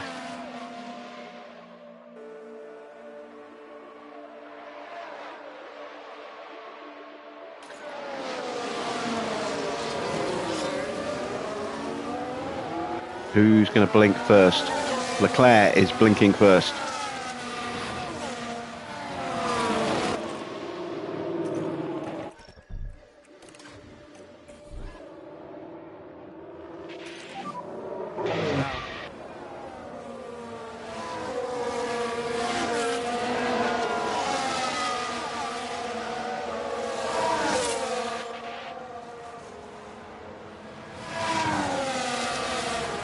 Where's he going to come out?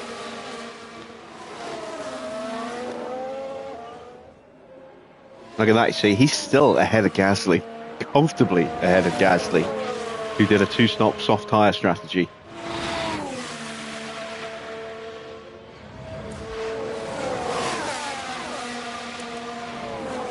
Intermediates are on the car.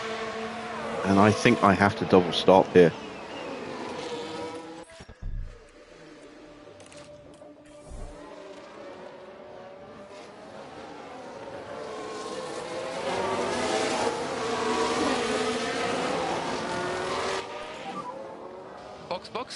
Box. I'm gonna box Donna this lap. I'm gonna box Embry next lap. And box now, stop in front of the garage.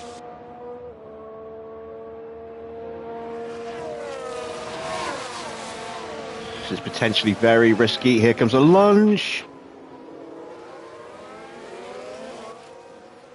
And she has to back out. Because both of the cars in front went into the pits. But that did slow down Max and co behind. That might give Donna the edge she needs to at least hold position. Or if worse comes to worse, get out behind the Piastri. 2.5, she's held position. And Max has jumped Oscar. Oscar actually down to 7th.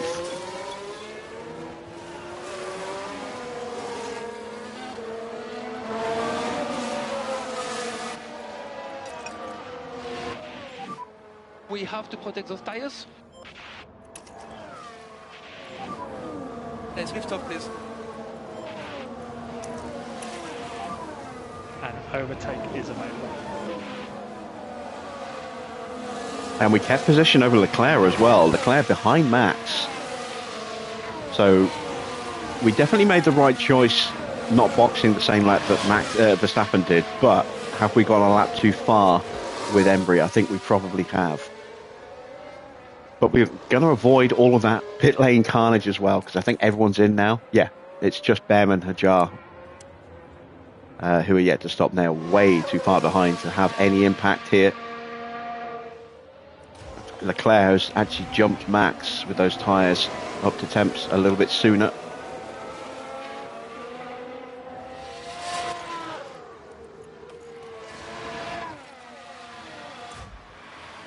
Here we go, crucial stop here.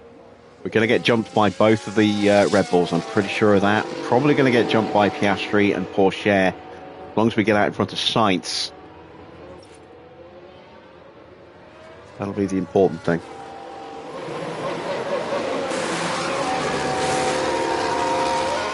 .6. It's not a great time.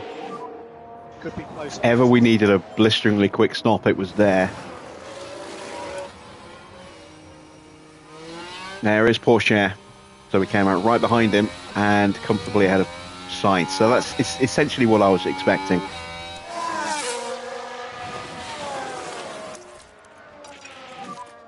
And recharge on is okay, please. So Donna has the lead, but for how much longer? DRS is in effect. And I've got both of the Red Bulls all over the back of me. Still not quite into conditions yet. Which means I'm probably going to get lunged into the braking zone. Oh, just about held them off, and Max swoops around the outside of Charles there.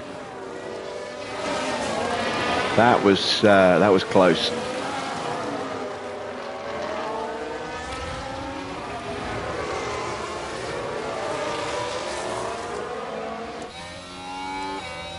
And I don't know if I can hold them off here. Yeah, Max is going to get me.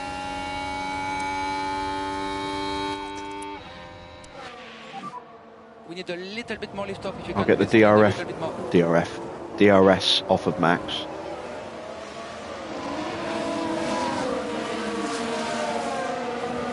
So at least he's not going to immediately bolt away from me, but got to be careful he doesn't try and sprint now. Got some battery to play with, not a huge amount. Russell's got past Sainz. Embry losing time at the moment for this pack.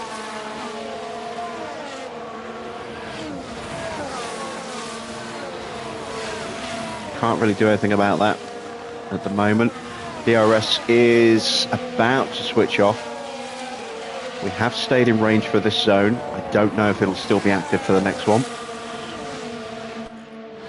But it is going to dip again in just a moment. It's going to stay in this kind of not quite wet condition for a while. And that's going to hurt us.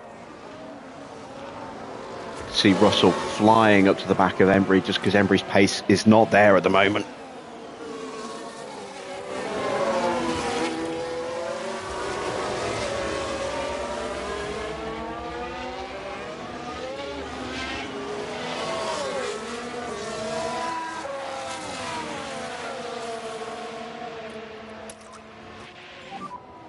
Oh, we can cancel lift off. And there we go, DRS is turned off. So at least we can't get jumped by Leclerc with a DRS overtake, but it's only temporary. Okay, charge on, charge on.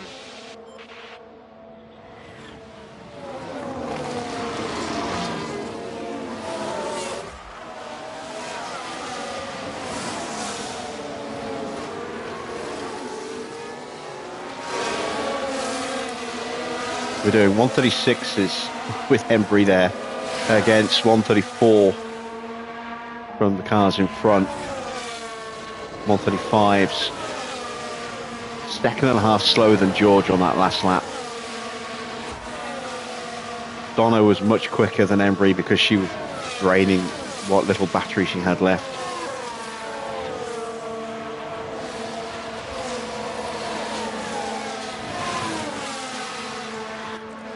Yeah, this weather's going to be terrible for us until at least, I think, lap 40 or close to lap 40, once it stabilizes at a decent-ish kind of wet level. So I'm not expecting a great result out of Embry tonight, but if I can keep Donna in that front pack, even if Max is gone, if I can keep her in the pack right behind, it'll hopefully keep her in contention for a podium. Here comes the DRS active again.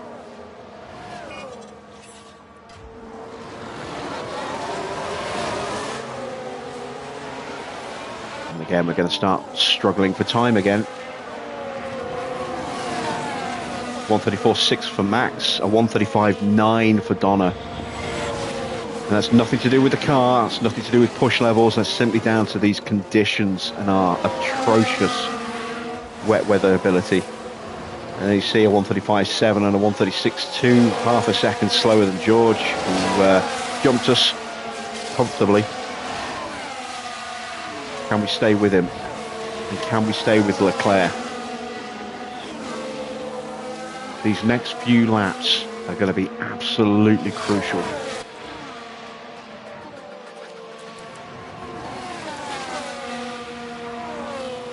We do have a little bit of a tyre advantage, but not a massive one.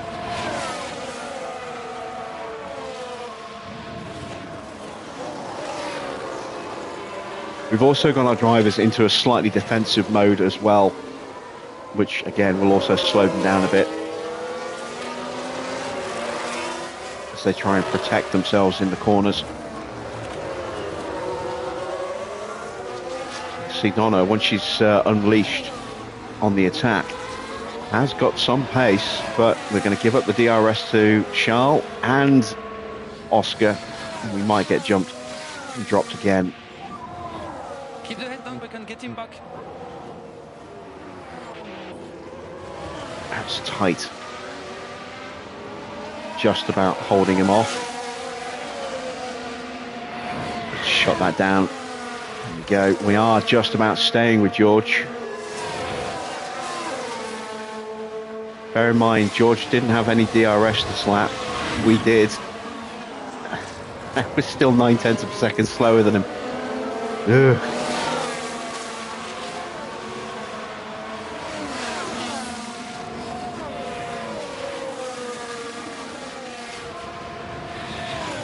But there are definitely some gaps opening up now, as you can see. Big gap between Russell and Porsche. 3.5 seconds. Embry just, and I do mean just, hanging on. She's just been dropped. Overtake is available. So we'll burn what little battery she's got to get back in range. Then there's another gap back to Sainz, 2.5 seconds. There's a gap between Stroll and Norris. A gap between Norris and Behrman. Then a gap between Zhou and Hajar.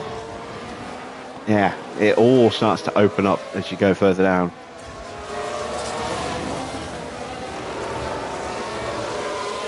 We are still hanging on to Leclerc, who I think is actually closing down Verstappen here.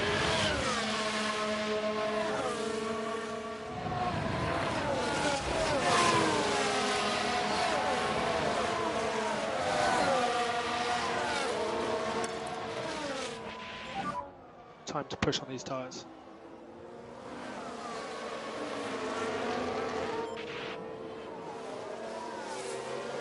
Really don't want to push the tyres like this in these conditions, but I have to at least keep them at normal, even though they're melting, because the track's too dry.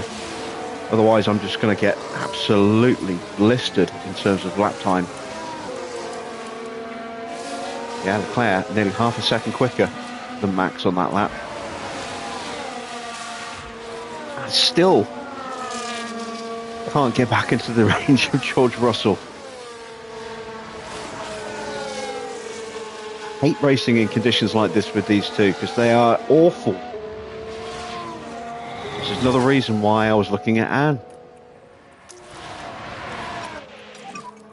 Recharge on.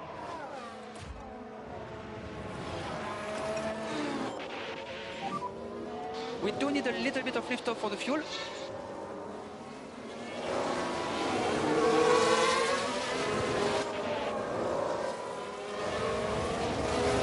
Oscar's going to get me.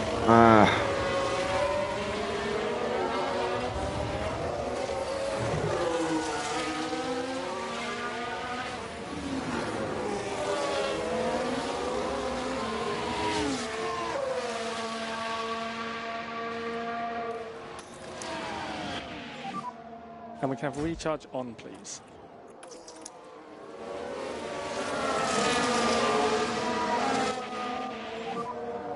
Charge on for now. So the DRS is saving us, but I can't stay with it. It's too powerful. The power, not power, the pace difference is too big. Track is starting to get wetter again, so just gonna have to accept the gap now.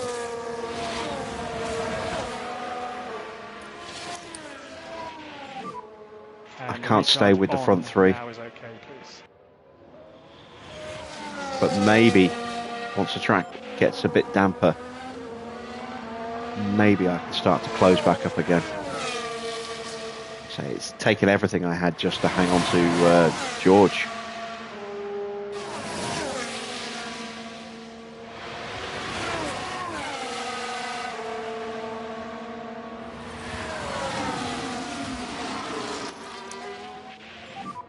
And recharge on, recharge on.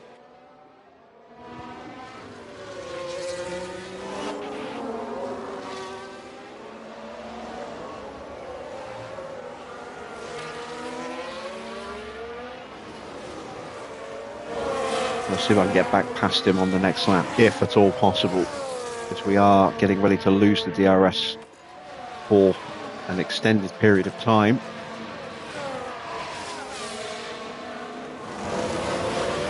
And there you go, a lap later, and I've lost another second.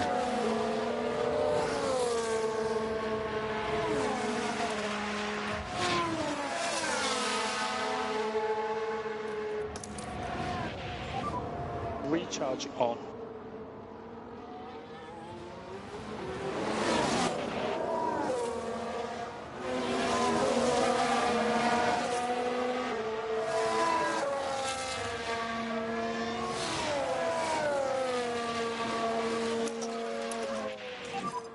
Press overtake.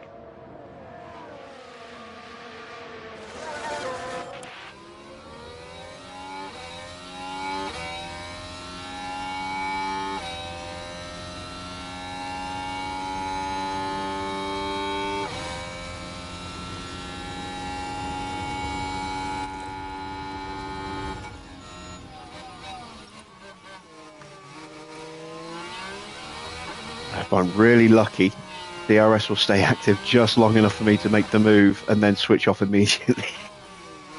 If I'm lucky. Porsche is closing on Donnet. Still got the DRS. Still, I turned off just as we got to the detection line. That sucks.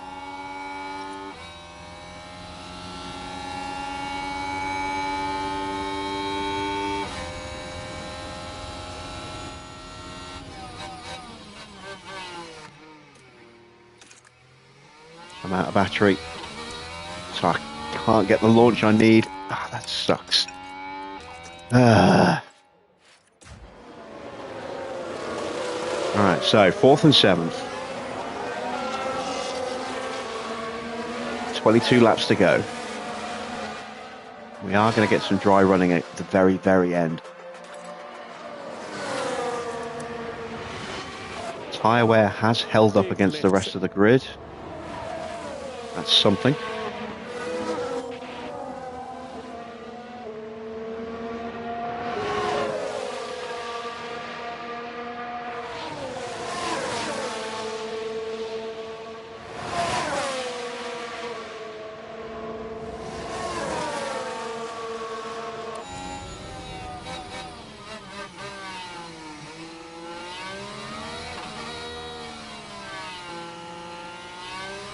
Russell's only 3 seconds behind this fight as well, so Embry's not too far away from Donna at the moment.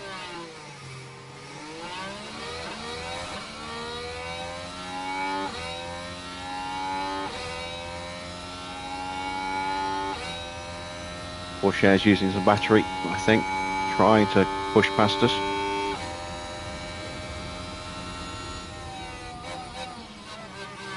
Got him covered off.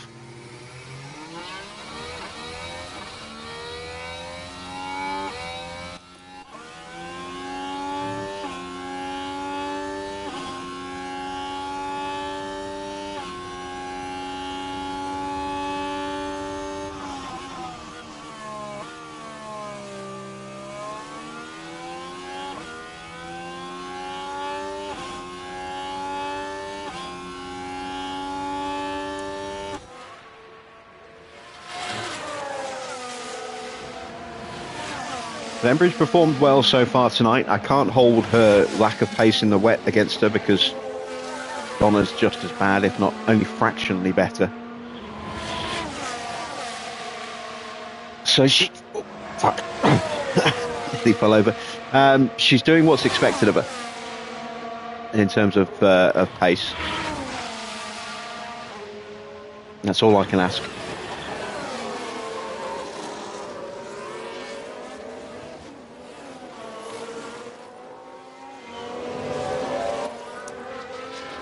Porsche has got through. Now this happened as they I mean, that's been arrived coming at for turn laps, 12. for many It's laps certainly now. Inviting. Just managed to get up the inside there. He might not have actually finished the move off completely. No, he has. All right, let's harvest Recharge on up. is okay, please.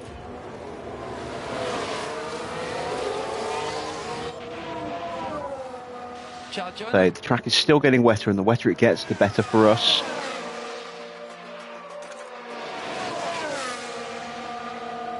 Help us normalise our pace more consistently.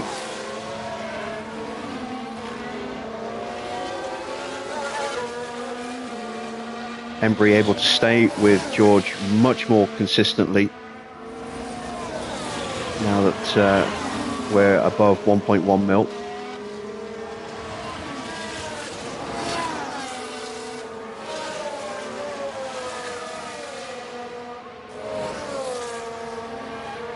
Don't know how much wetter it's going to get though. Not much wetter for the next 10 laps or so before it then does get very wet. Well, I say very wet, probably another mil before it will then start to drain off and potentially go to softs for the few laps at the end, which I may possibly gamble on. I don't know. It depends just how dry it's going to get and what state our tyres are in and what the AI does. If they stay out, I might go for the gamble.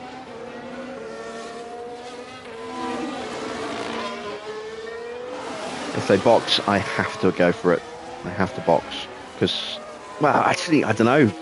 If I've got enough grit left, enough life left in the tyres, I might be able to tough it out for if it's only like 2 or 3 laps. If it's more than like 4 laps, then I'll have to box. Because otherwise I'll lose so much time. I'll lose like 10, 15 seconds a lap. And I won't even finish in the points. So yeah, difficult decisions still to come. This race not over by a long shot yet.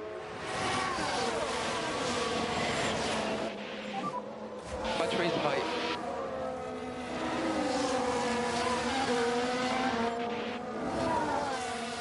I do want to punch past Porsche now. Can press overtake where possible to discharge the battery a little bit. Because I do think we're getting held up now.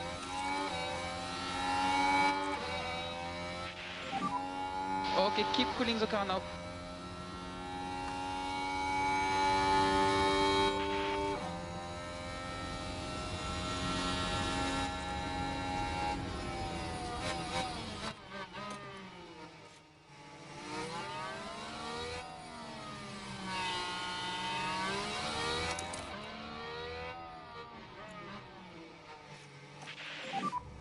So recharge on.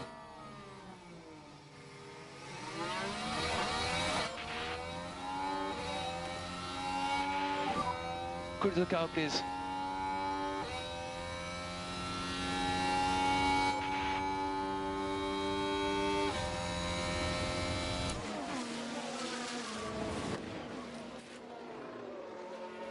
There we go.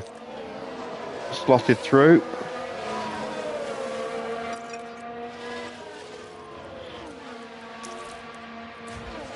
And away. Lost a little bit of ground to Russell. He picked his pace up on that lap, a 1:34.1. Just keep looking after your tires. This gives me a chance to actually cool Embry's tyres down.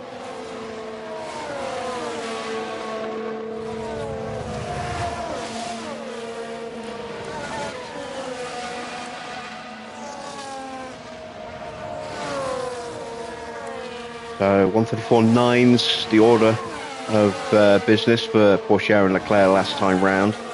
Not going to count the lap we did because we used a lot of battery. But this lap will be interesting to see what our pace actually is. Also going to rarely defend. We're happy to stay where we are.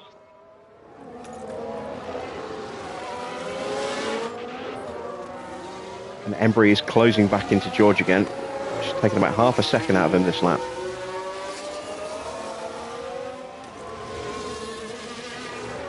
Now that she's stopped charging up.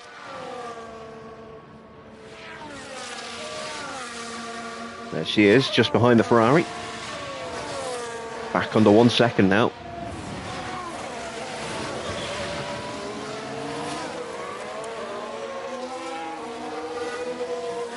So 1:34.2, quicker lap for Charles. 1:34.7 and 1:35.1. So yeah, we are being held up by Porsche. So glad that we've got that move done. Next up is getting back past George.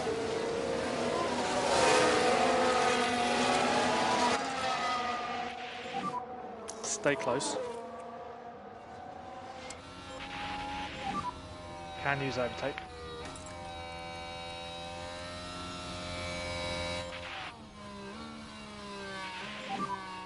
And we keep an eye on the tire temperatures. We will keep an eye on tire temperatures.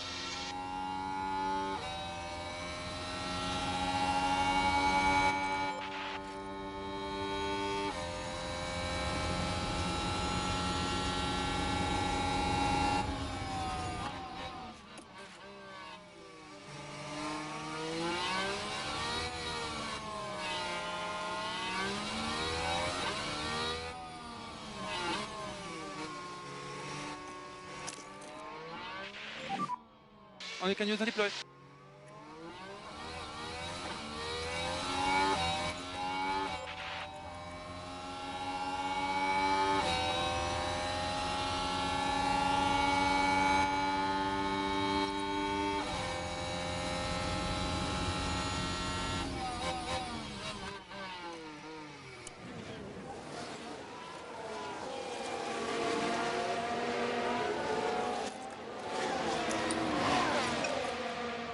There we go. And recharge on.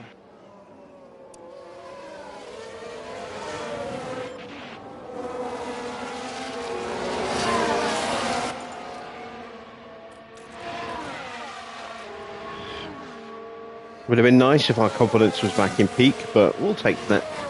It's still pretty good.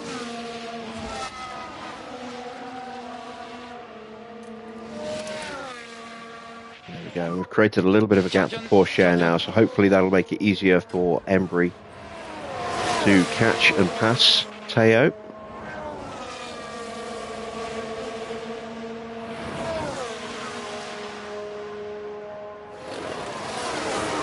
See where Gas is up to 14th place.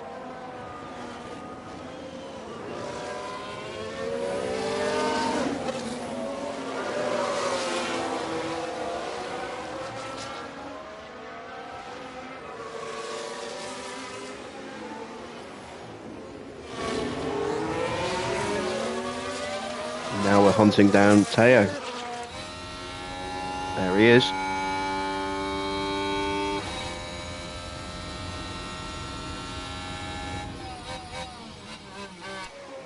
While we're closing up, let's take a look at the battle at the front. Almost a three-way fight again. Piastri certainly putting the pressure on Max. We don't want to overcook the tyres. Tyre wear's all pretty similar.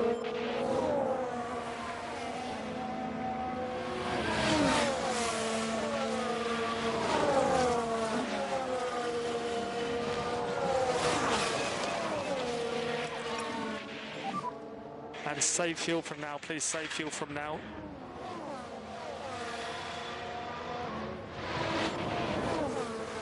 $15 laps to go.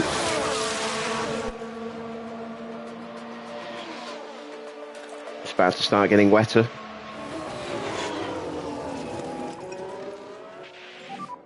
We need a little bit more lift off, please.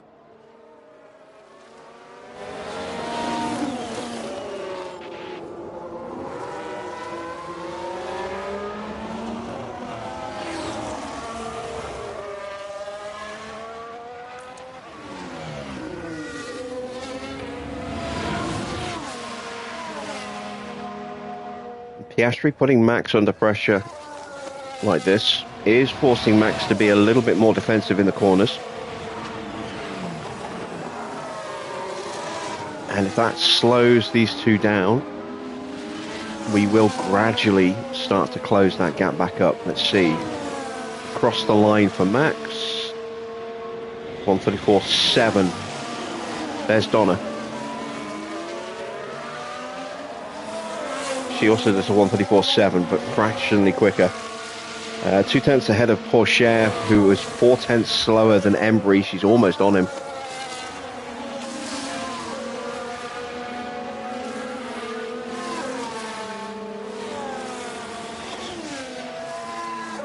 We're not out of it yet. We're still in the hunt.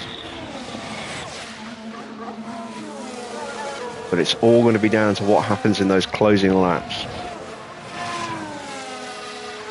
If it's a dramatic drop-off in water level, might be worth the gamble.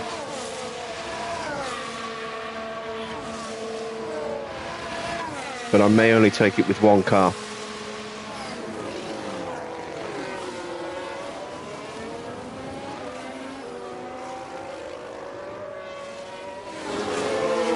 And if I do, it'll be with Donna. She'll be able to get the most out of a set of tyres.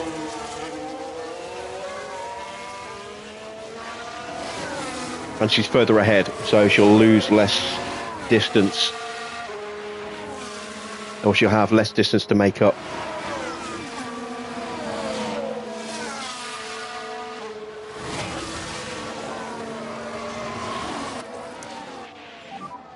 And we can have recharge on, please.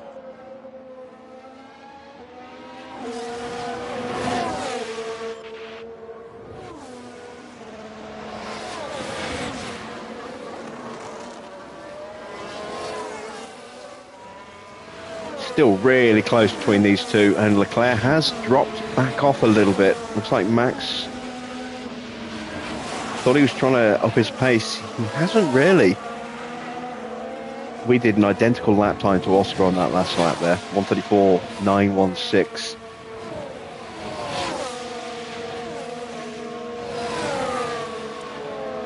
Leclerc actually slightly quicker on that last lap. You see the gaps coming slowly back down again as there is a move from Oscar.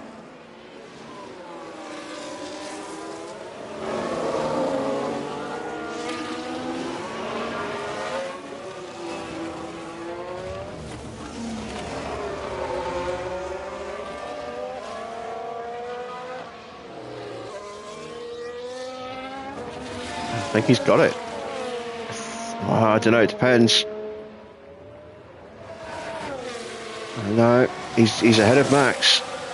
Is he going to block him into the turn? No, but he's got the inside line and Verstappen's right there now.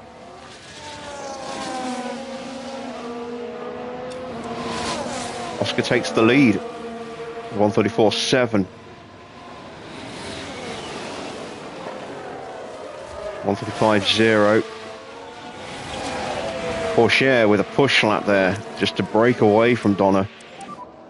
Yeah, he pulled out a second in that second half of the lap. At the end of that long first DRS straight, we were about 7/10 behind him, and he just went for it at the end of the lap.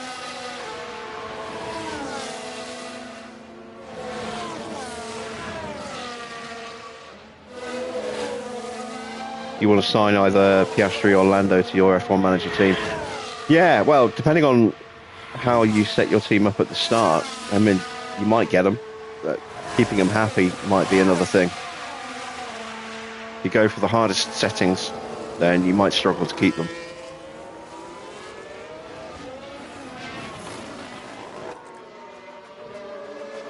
Still no clear picture about those last 4 laps.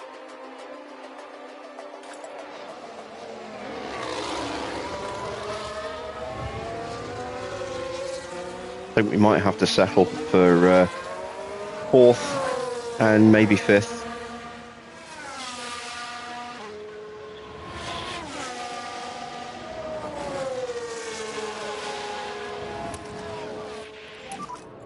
No more lift-off required.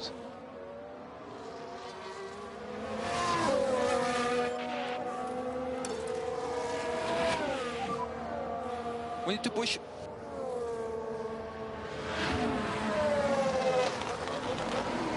Don't really have any battery to play with Donna, but I have got a little bit of extra tyre and some spare fuel. The last thing I want is for Porsche to be getting a slipstream and keeping him out of Embry's clutches.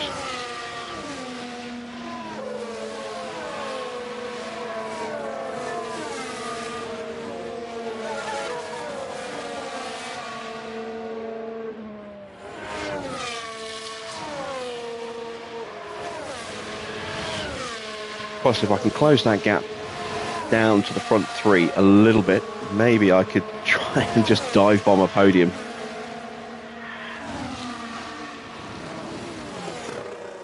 Max gets back in front. Once again, they're going side by side through the slowest part of the track.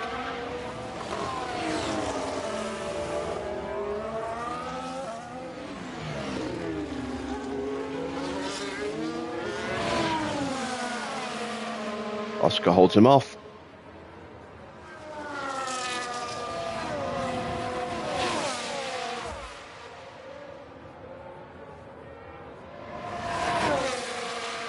We are closing. It's going to go dry in 10 minutes.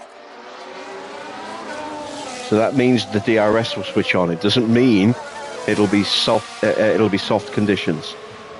Might still be into conditions, but the DRS will be active. Sonoda's got ahead of Russell now. Just noticed that.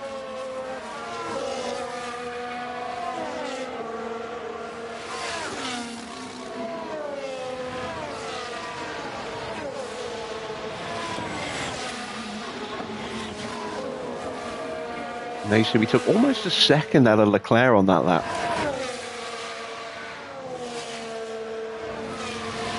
Temperatures in the tyres are climbing now.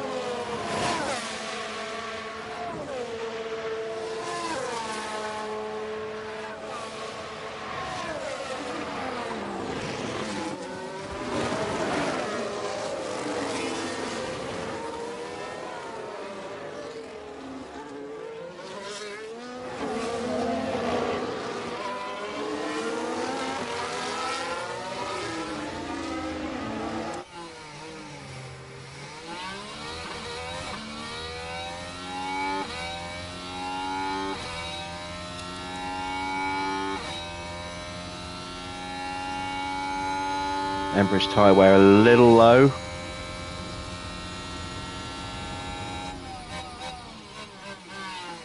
But not massively away from everyone else's. Donna's just a little bit better, but still not ideal.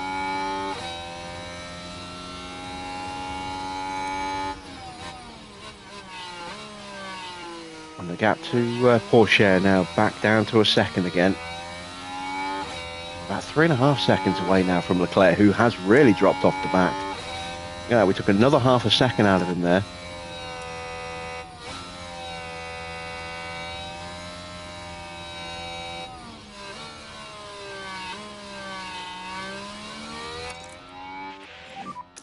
If you can, push. Try and get back in front of Teo.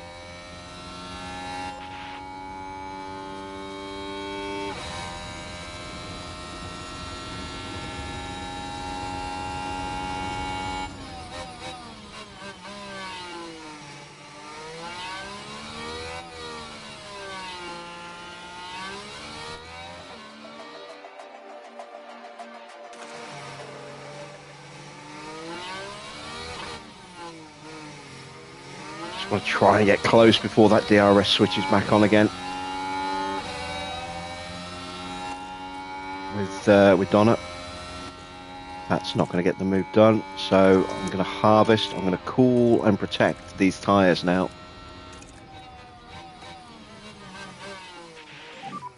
We want to manage our tyre budget.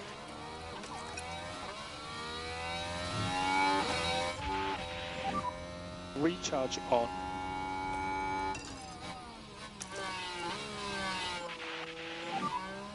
Try to cool down the tires again when you can. Cool down the tires where you can.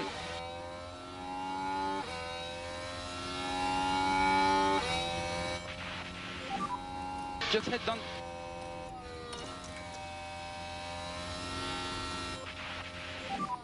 Time to push on these tyres. Yeah, my target with Embry is 5th. She's definitely staying out, which is why I've calmed her tyres down.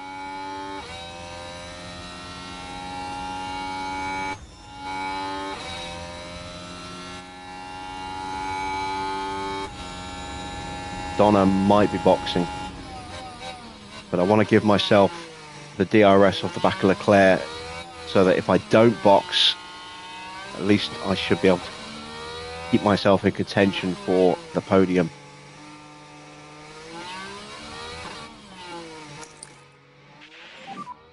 And recharge on now is okay, please.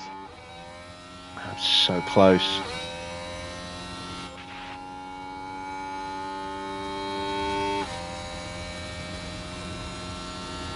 Very close to the DRS switching back on. Start to struggle pace-wise in a moment.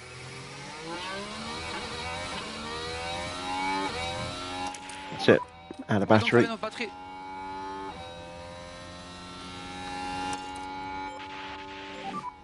Charge on.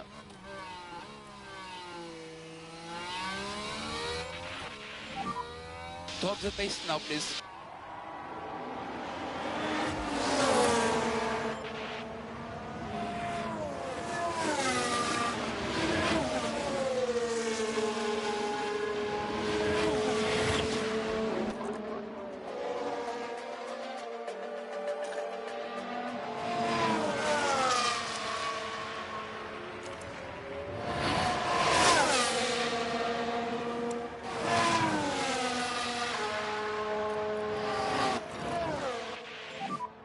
Drop down the pace now.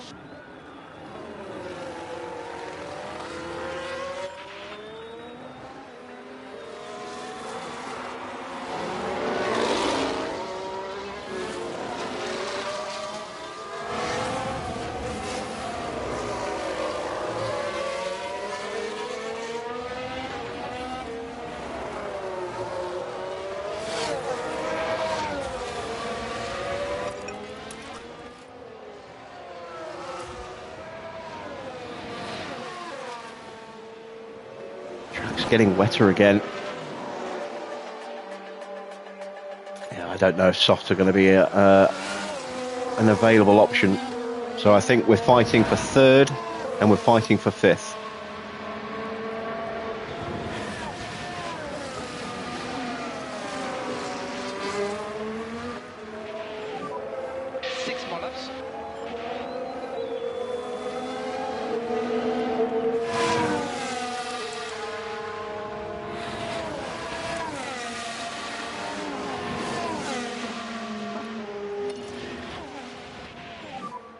You can push on tires. We're good on tires.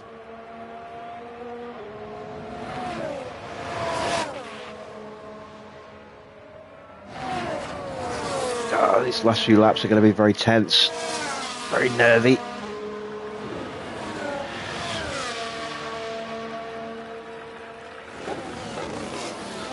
And it's going to be all about hanging on as well, rather than actually going full offensive.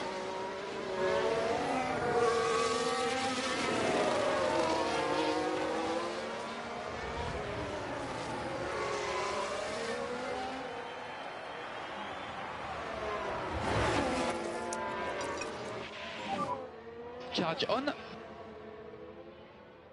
Going to need more battery than this in Donna's car. Embry's golden right now. Just be careful with this tyre.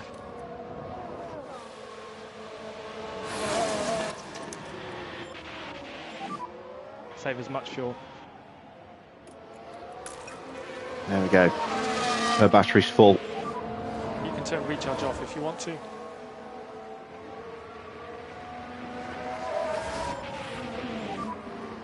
Five more laps. Tyres look good.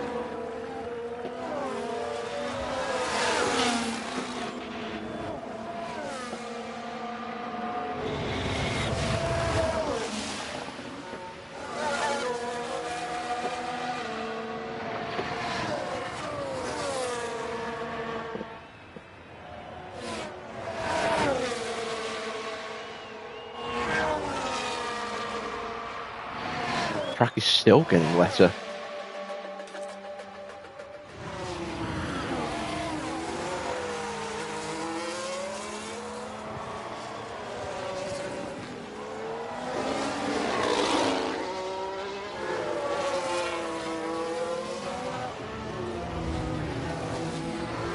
What's happened to Leclerc's pace? It's just fallen away so much compared to the others. Is his gearbox gone? Oh, here we go. Track's starting to dry up.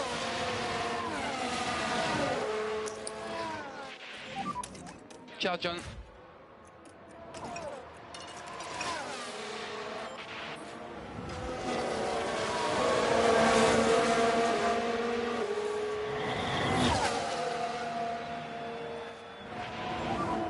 Four more laps.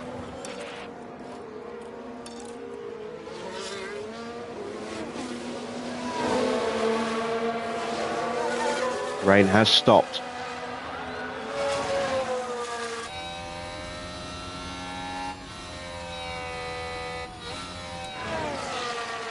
And I'm a little worried I've left it too long and I've missed my opportunity. Unconfirmed, rain stop.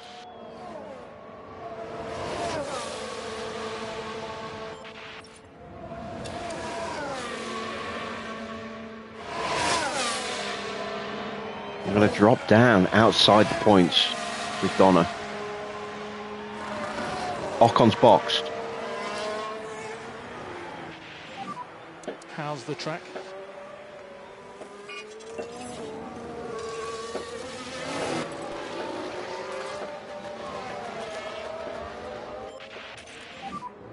We can still do it.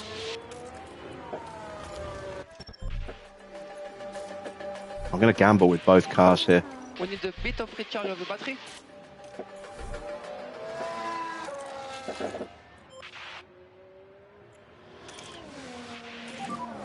Box, box.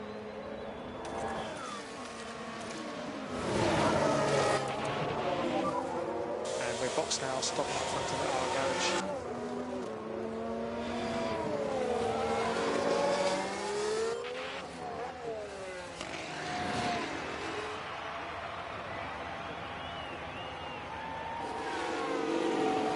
And this is why I'm boxing with Embry as well, because everyone behind is going to start boxing, which means they'll get a 2.4, not bad.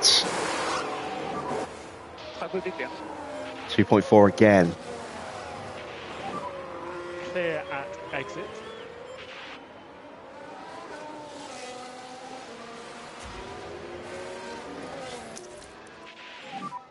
Charge on.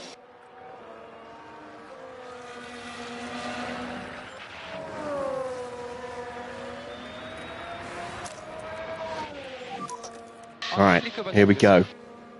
2.5 laps of absolute balls to the wall sprinting now.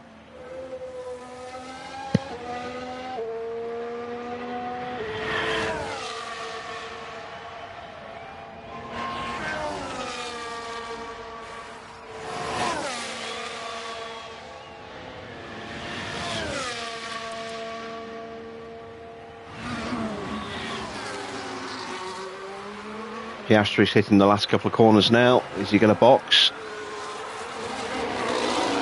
No, the leaders are staying out.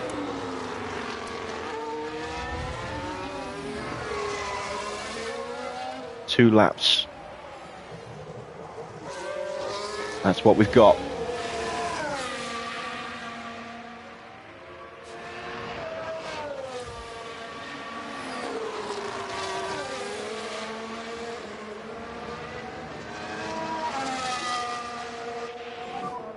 Okay, keep an eye on your battery.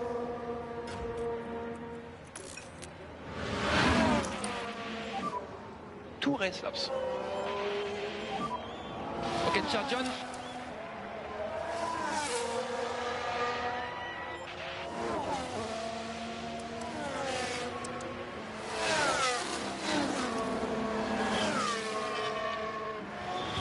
I should easily get back onto Russell. Hopefully I'll get Porsche as well to at least get... Oh, look at this. Look how much grip we had through the corner.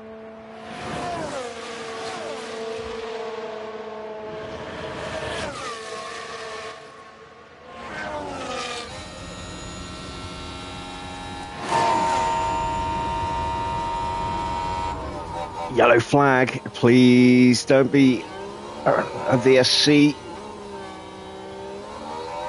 Albon just running wide. That's okay. I'm fine with that. Look at how quickly we've caught Stroll. In fact, we're past Stroll.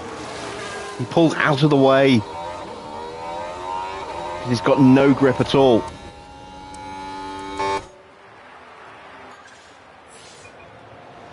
Donna's already up to 5th.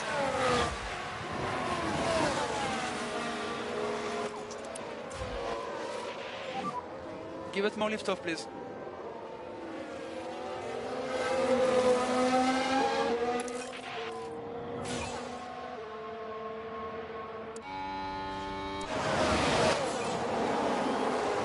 I'm going to get Porsche, so I'm at least going to get back to where I was. That is the fastest lap. One more lap. Look how much grip I've got.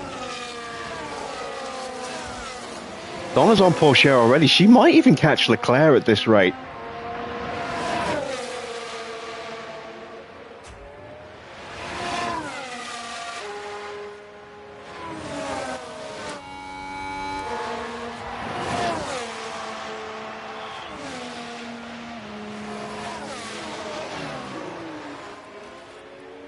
Got a yellow flag. It's not me. Joe running wide doesn't help. I'm going to get Leclerc. I'm going to get a podium. Oh my word.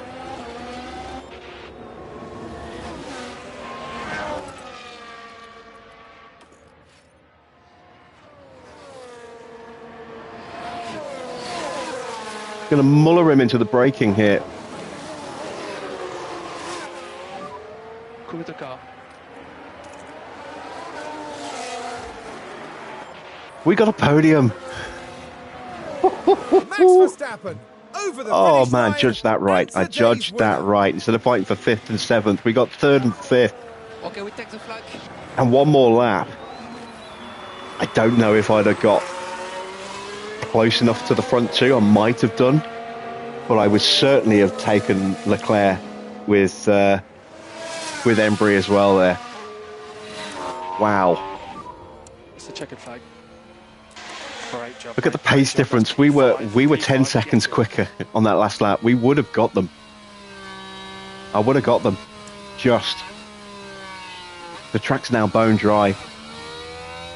So I would have been even quicker on this last lap. If there'd been one more lap, I would have won that Grand Prix. Ooh.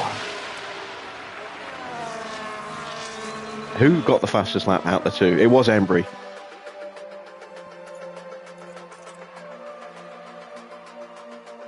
Look at the difference. A 129.0 against a 130.2.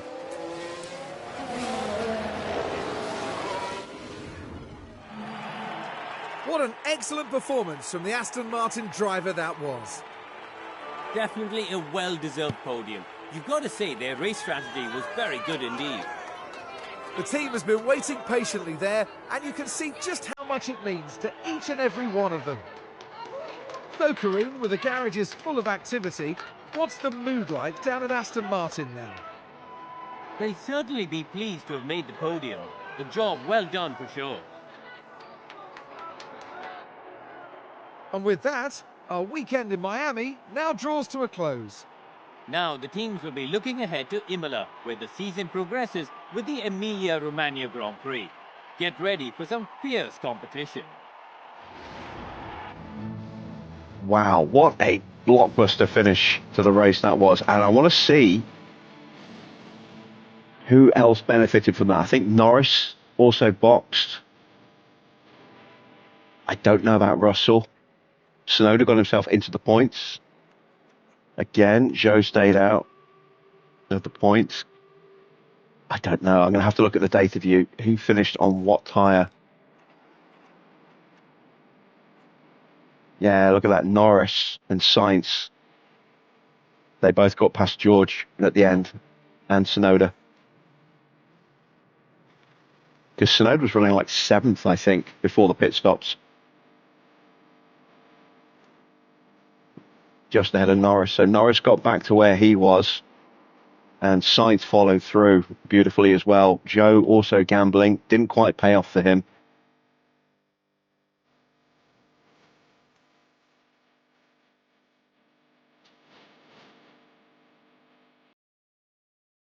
There we go. Confirmation then of the final result. It is another win for Max. That's 3 wins in a row for Max now.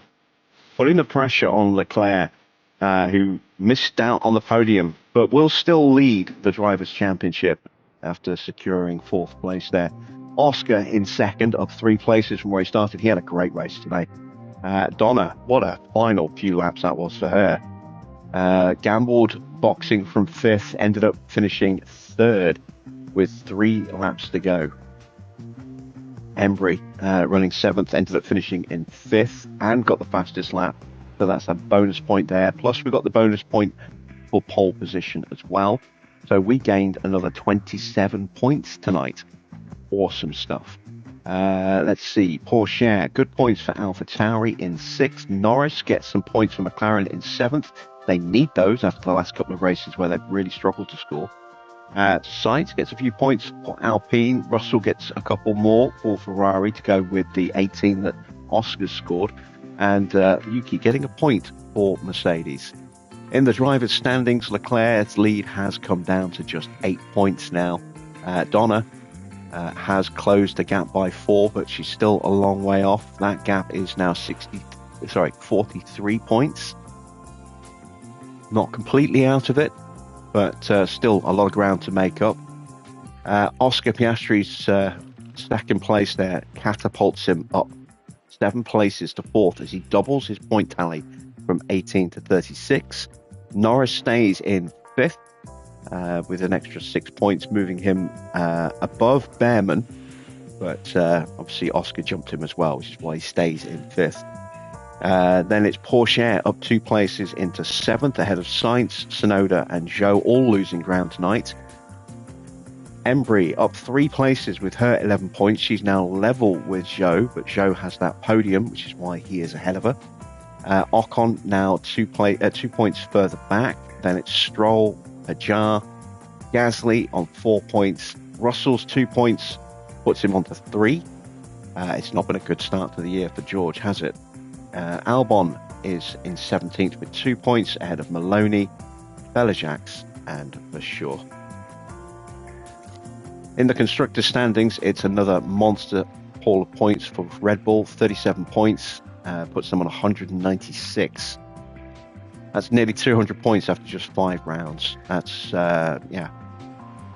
championship winning material straight away. We have stretched our lead over McLaren and Mercedes and AlphaTauri. We stretched our lead over everybody below us. basically. So we are now sitting comfortably in second place, 25 points ahead of McLaren. We outscored them by 21 tonight. Mercedes in fourth, just 1 point for them. They're now in danger of being caught by AlphaTauri, and they're losing a little bit of ground to McLaren. That gap's now up to 7 points. No points for Alfa Romeo tonight. They're 3 behind AlphaTauri as those two switch places. Big points for Ferrari. They needed those. They jumped back above Alpine and into contention with Alfa Romeo. 5 points gap. Alpine dropping down to 8 with their 4 points scored tonight. And then it's a long way back. Williams in 9th with 2 points still. Haas still yet to score. How did we do in the pit stops? We got both drivers in there, just. And it was those 2 last stops we did, the 2 soft running stops, that got us the points we needed, or the times we needed to get those points, because we were on like 2.6 seconds for the inters. So that's nice, an extra 3 points for us, but it is once again a Red Bull that's quickest. Alpine, 2nd and 3rd. That is a bit of a shock. AlphaTauri down in 7th and 8th. Red Bull 1st and 4th will get a huge points lead over AlphaTauri tonight now. McLaren do get some points with Norris, but nothing for Ocon. Mercedes gets some points with Tsunoda. Let's see what that's done to the standings. Red Bull top with 173. AlphaTauri in 2nd on 98. That is a 75-point lead already now. Alpine up 3 places with those points tonight. They're now sitting in 3rd. They jumped McLaren, us, and Ferrari. But we have pulled away a little bit from Ferrari, lost a little bit of ground to McLaren, 16 points behind them now. But we have got an 8-point gap to Ferrari. Mercedes in 7th do close the gap to Ferrari a little bit themselves as well. 12 points behind us, only 4 points behind Ferrari. And then it's still no points for Williams, Alfa Romeo or Haas. And there you see the stops, a 2.56 and a 2.60 for the inters, but 2.4 second stops when we went onto the softs at the end there. Lovely stuff. Let's take a look at the report cards. So, 5 and 16 for Donna going forward. That kind of checks, because most of the time that she was in a position to actually do overtaking, she was... in that period where there wasn't any real opportunity for her to make those overtakes because it was the bad weather conditions. So I'm not overly concerned about that. A little bit of an anomaly there. 27 and 9, very good in defence there. She did obviously have a little bit of a battle with Embry from time to time. Did lose out on a few overtakes against Embry, who's very solid in defence. Again, 8 and 20. Kind of usual numbers for Embry, but again, there is that caveat of most of the time she was trying to get overtakes. A good chunk of that was in the conditions when she was losing pace. So forgive those numbers tonight. Again, excellent in defence, 16 and 9, and some of that was in the battle with Donna. So not going to complain too much about those numbers tonight. And of course, we got some extra experience for Anne. So we have some nice progress with all 3 of our drivers tonight. As far as the sponsors go, not a massive payout, 3.8 mil. We gained 900k tonight. We got the fastest lap. We got both cars in the top 8, which was the incentive. For the guarantees, we got one in the top 10. We also got both in Q2 and both in Q3.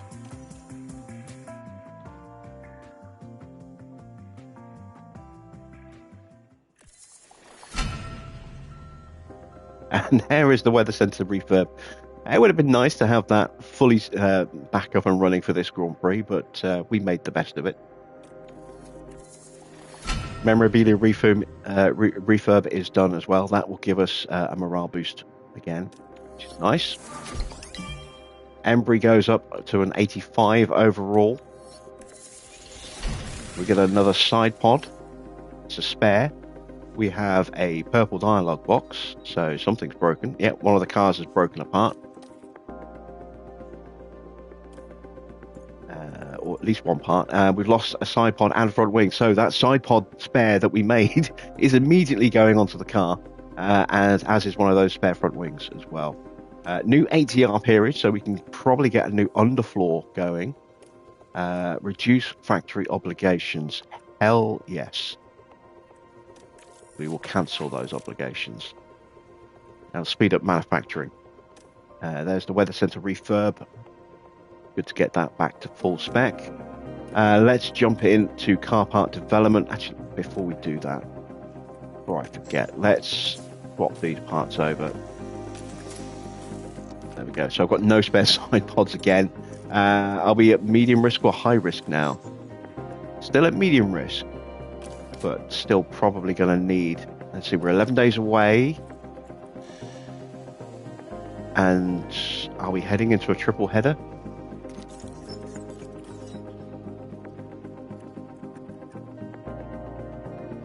Or do we have a gap? I think we, oh, stop.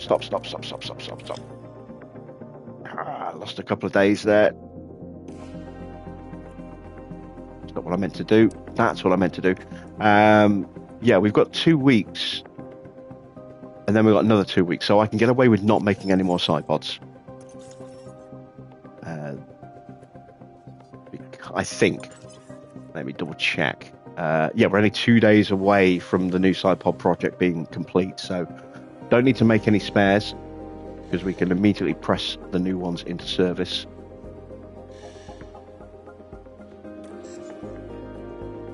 Let's go ahead and have a look at a new underfloor. Let's go with half of our hours, because I like to try and do 2 parts if I can.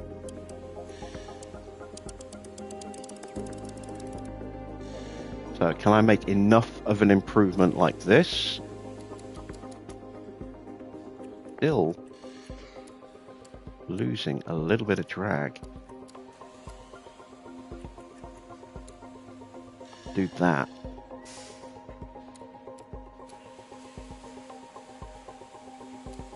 Yeah, I'm not going to get any real improvement at all, am I?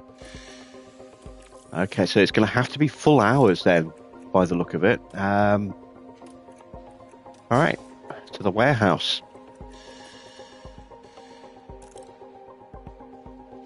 All right, the underfloor is actually really good. So side pods are going to improve with the new ones. I don't know how much. Rear wing. Could definitely find some extra downforce on the rear wing, maybe. Front wing. Front wing still needs some improving. Chassis definitely needs some improving. Airflow is not great. Engine cooling is... Maybe we do another chassis.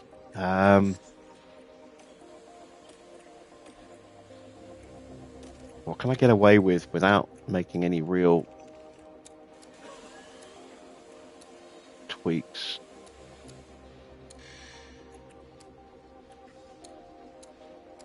I can get just a standard improvement like that and then strip the weight out. It won't be a massive gain, but at least it will improve it without the need for hours. So that's good to know. Let's take a look at the front wing.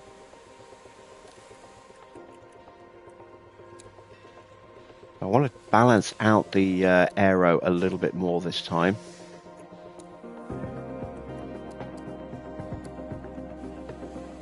Because we did go pretty heavy on front downforce for the last one because of Baku.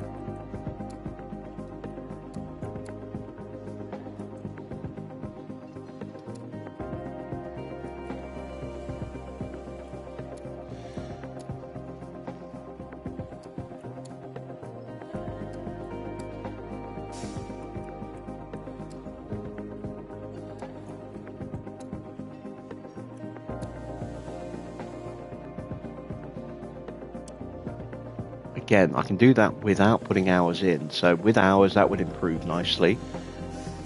So we could do half hours on a chassis, half hours on a front wing. I think if I'm going to get anything out of a rear wing, though, I'm going to have to spend a lot of hours. Maybe. I might be okay. Oh, actually, maybe not.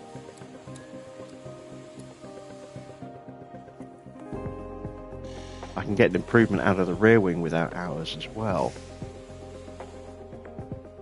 Not a massive improvement, but something.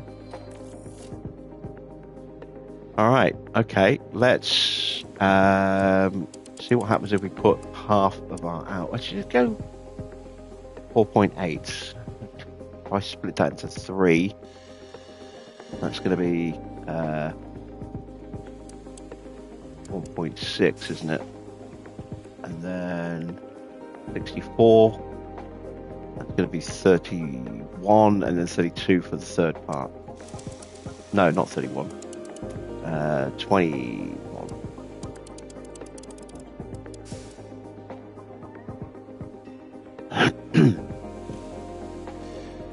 There we go. That looks a little bit nicer.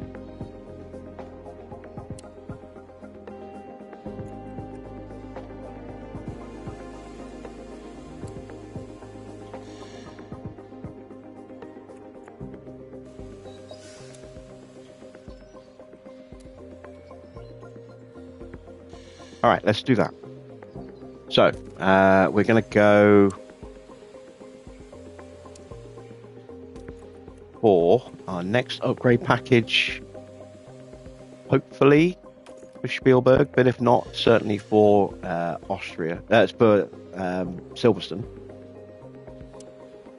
Let's go 39 days. That'll give me 8 days to get 2 wings out. No, 12 days to get 3 wings out. That's enough. That's enough for 4 wings, potentially. So we'll go with that. Got 12 mil. Just confirm that. Let's get another front wing going, because that's another long-term or a long-time project. So again, we're going to go 1. What did we say? 1.6, wasn't it? There we go. And then we'll go 22 on this one.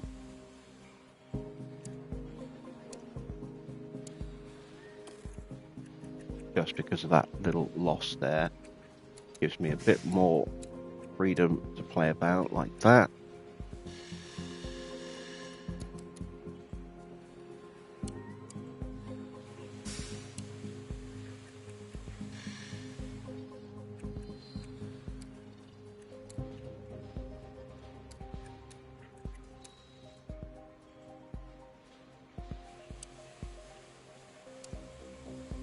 Go. And again, we're looking at Spielberg. So 2, that's 10 days. Let's go 3 engineers. So again, I've got enough to make 4 because it's a sprint weekend. Don't want to go in with only 1 spare for an entire weekend if possible. There we go. And now we've got to wait 2 days, and then we can get a new chassis going as well. Another chassis, just to strip a little bit more performance, or add a little bit more performance. Right, board confidence check-in. Let's see how the board felt. They were delighted with Miami, still happy overall. That's because those 2 disappointeds are on there. I think if we can go another couple of races getting delighted, we might be able to get that back up to delighted overall, but if not, as long as we can avoid bad results, eventually those results of Sakir and Melbourne will start to drop off, and will have less of an impact on the overall rating. High confidence overall still. It's another race where we had a podium, so that's 2 of 6 done now for the season, for the long-term objective. Let's see, finances are fine. We know about that. Drive development updates. A point in adaptability and a point in reactions for Donna. That's a good month for her. Both of those needed working. 2 points in reactions for Embry. That's good. A point in defending, which she didn't really need. Overtaking would have been nicer, but we'll take it. Do we have a rest of the grid checkup? No, we don't. Not yet. All right, let's do the pit crew. So, What's our fatigue? That's fine. Let's go into normal training.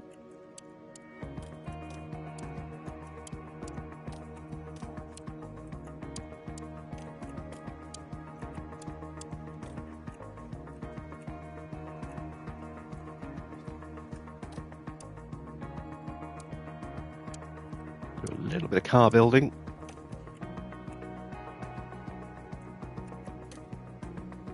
I'll do a little bit of pit stop drills there. Perfect. And then they go in fully rested for the weekend itself. You can even get a little bit of training in here.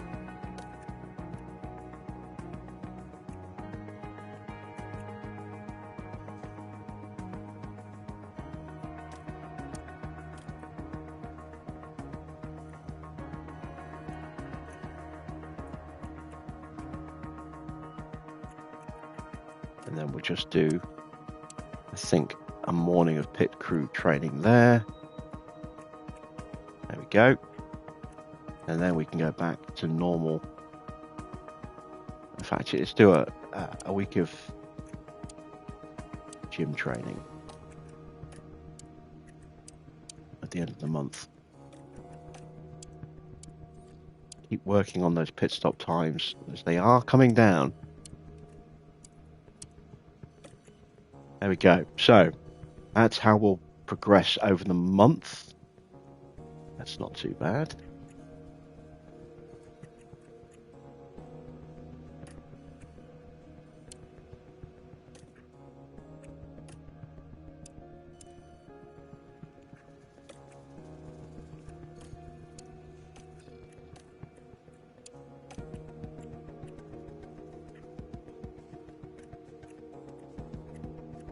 Yeah, that works out a little bit better. Let's move that to there. Yep, happy with that. Very happy with that. Okay. Moving on. 9 days to go until Imola. We'll get a weather report in a moment. Spare front wings.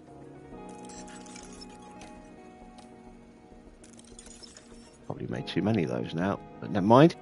No weather report yet. Another day to go. 1 day to go for the side pods. Go, let's start building those. Not going to add a huge amount of performance, but they will add some.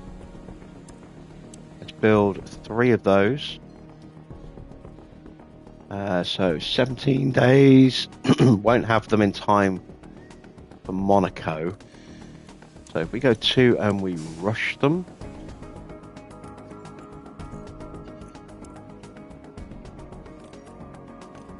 Yeah, we'll go 2 and rush them. So we got them both for Monaco. Let's see, what else? Oh yes. The new chassis.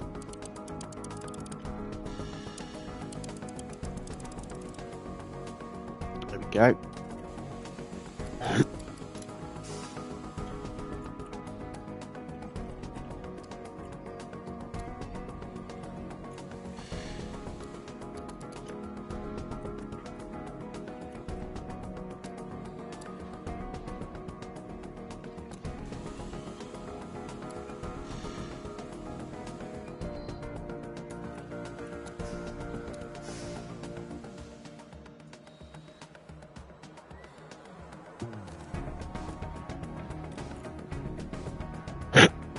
So again, we're looking at Spielberg.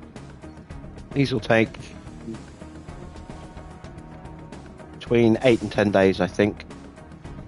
I think chassis take 10 days to make. Normally, we should have that down to 9. So that's enough. Just the one engineer on that. There we go. That's into production as well, or into the design. We've still got $7 million in the bank. Nice. because we've got some facilities to improve, if memory serves, or we're about to. Yeah, CFD sim's getting low. Suspension sim's getting very low. Everything here is okay at the moment. Not going to touch the hospitality. All right, there we go. We still don't have a this month in Formula One email. Not quite sure why we don't have that. Never mind. Maybe we'll get it on the Monday. Who knows? Boardroom refurb is done. Lovely stuff. Ian Gregg goes up an extra point.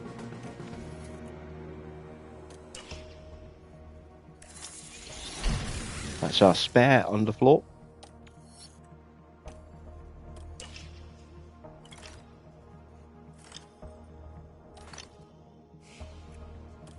Race preview. There we go. ATA.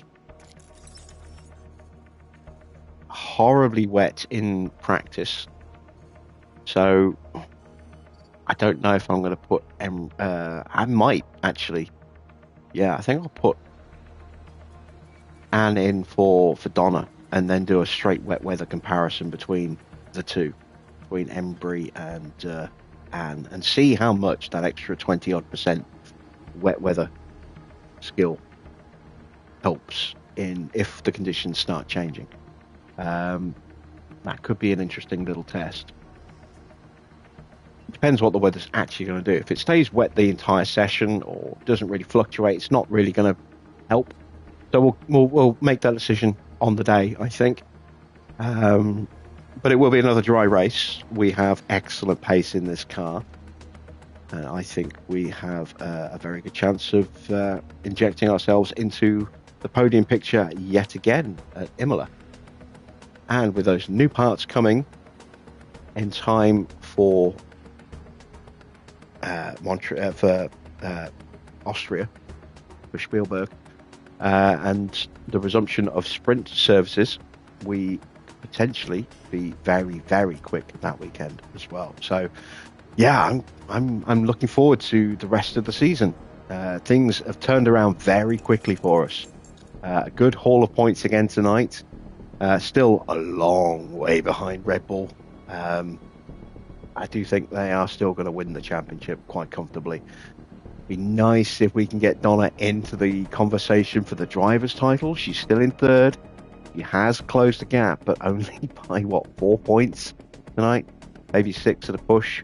I think it was 4 points that she closed the gap by. So, I mean, she's not completely out of it.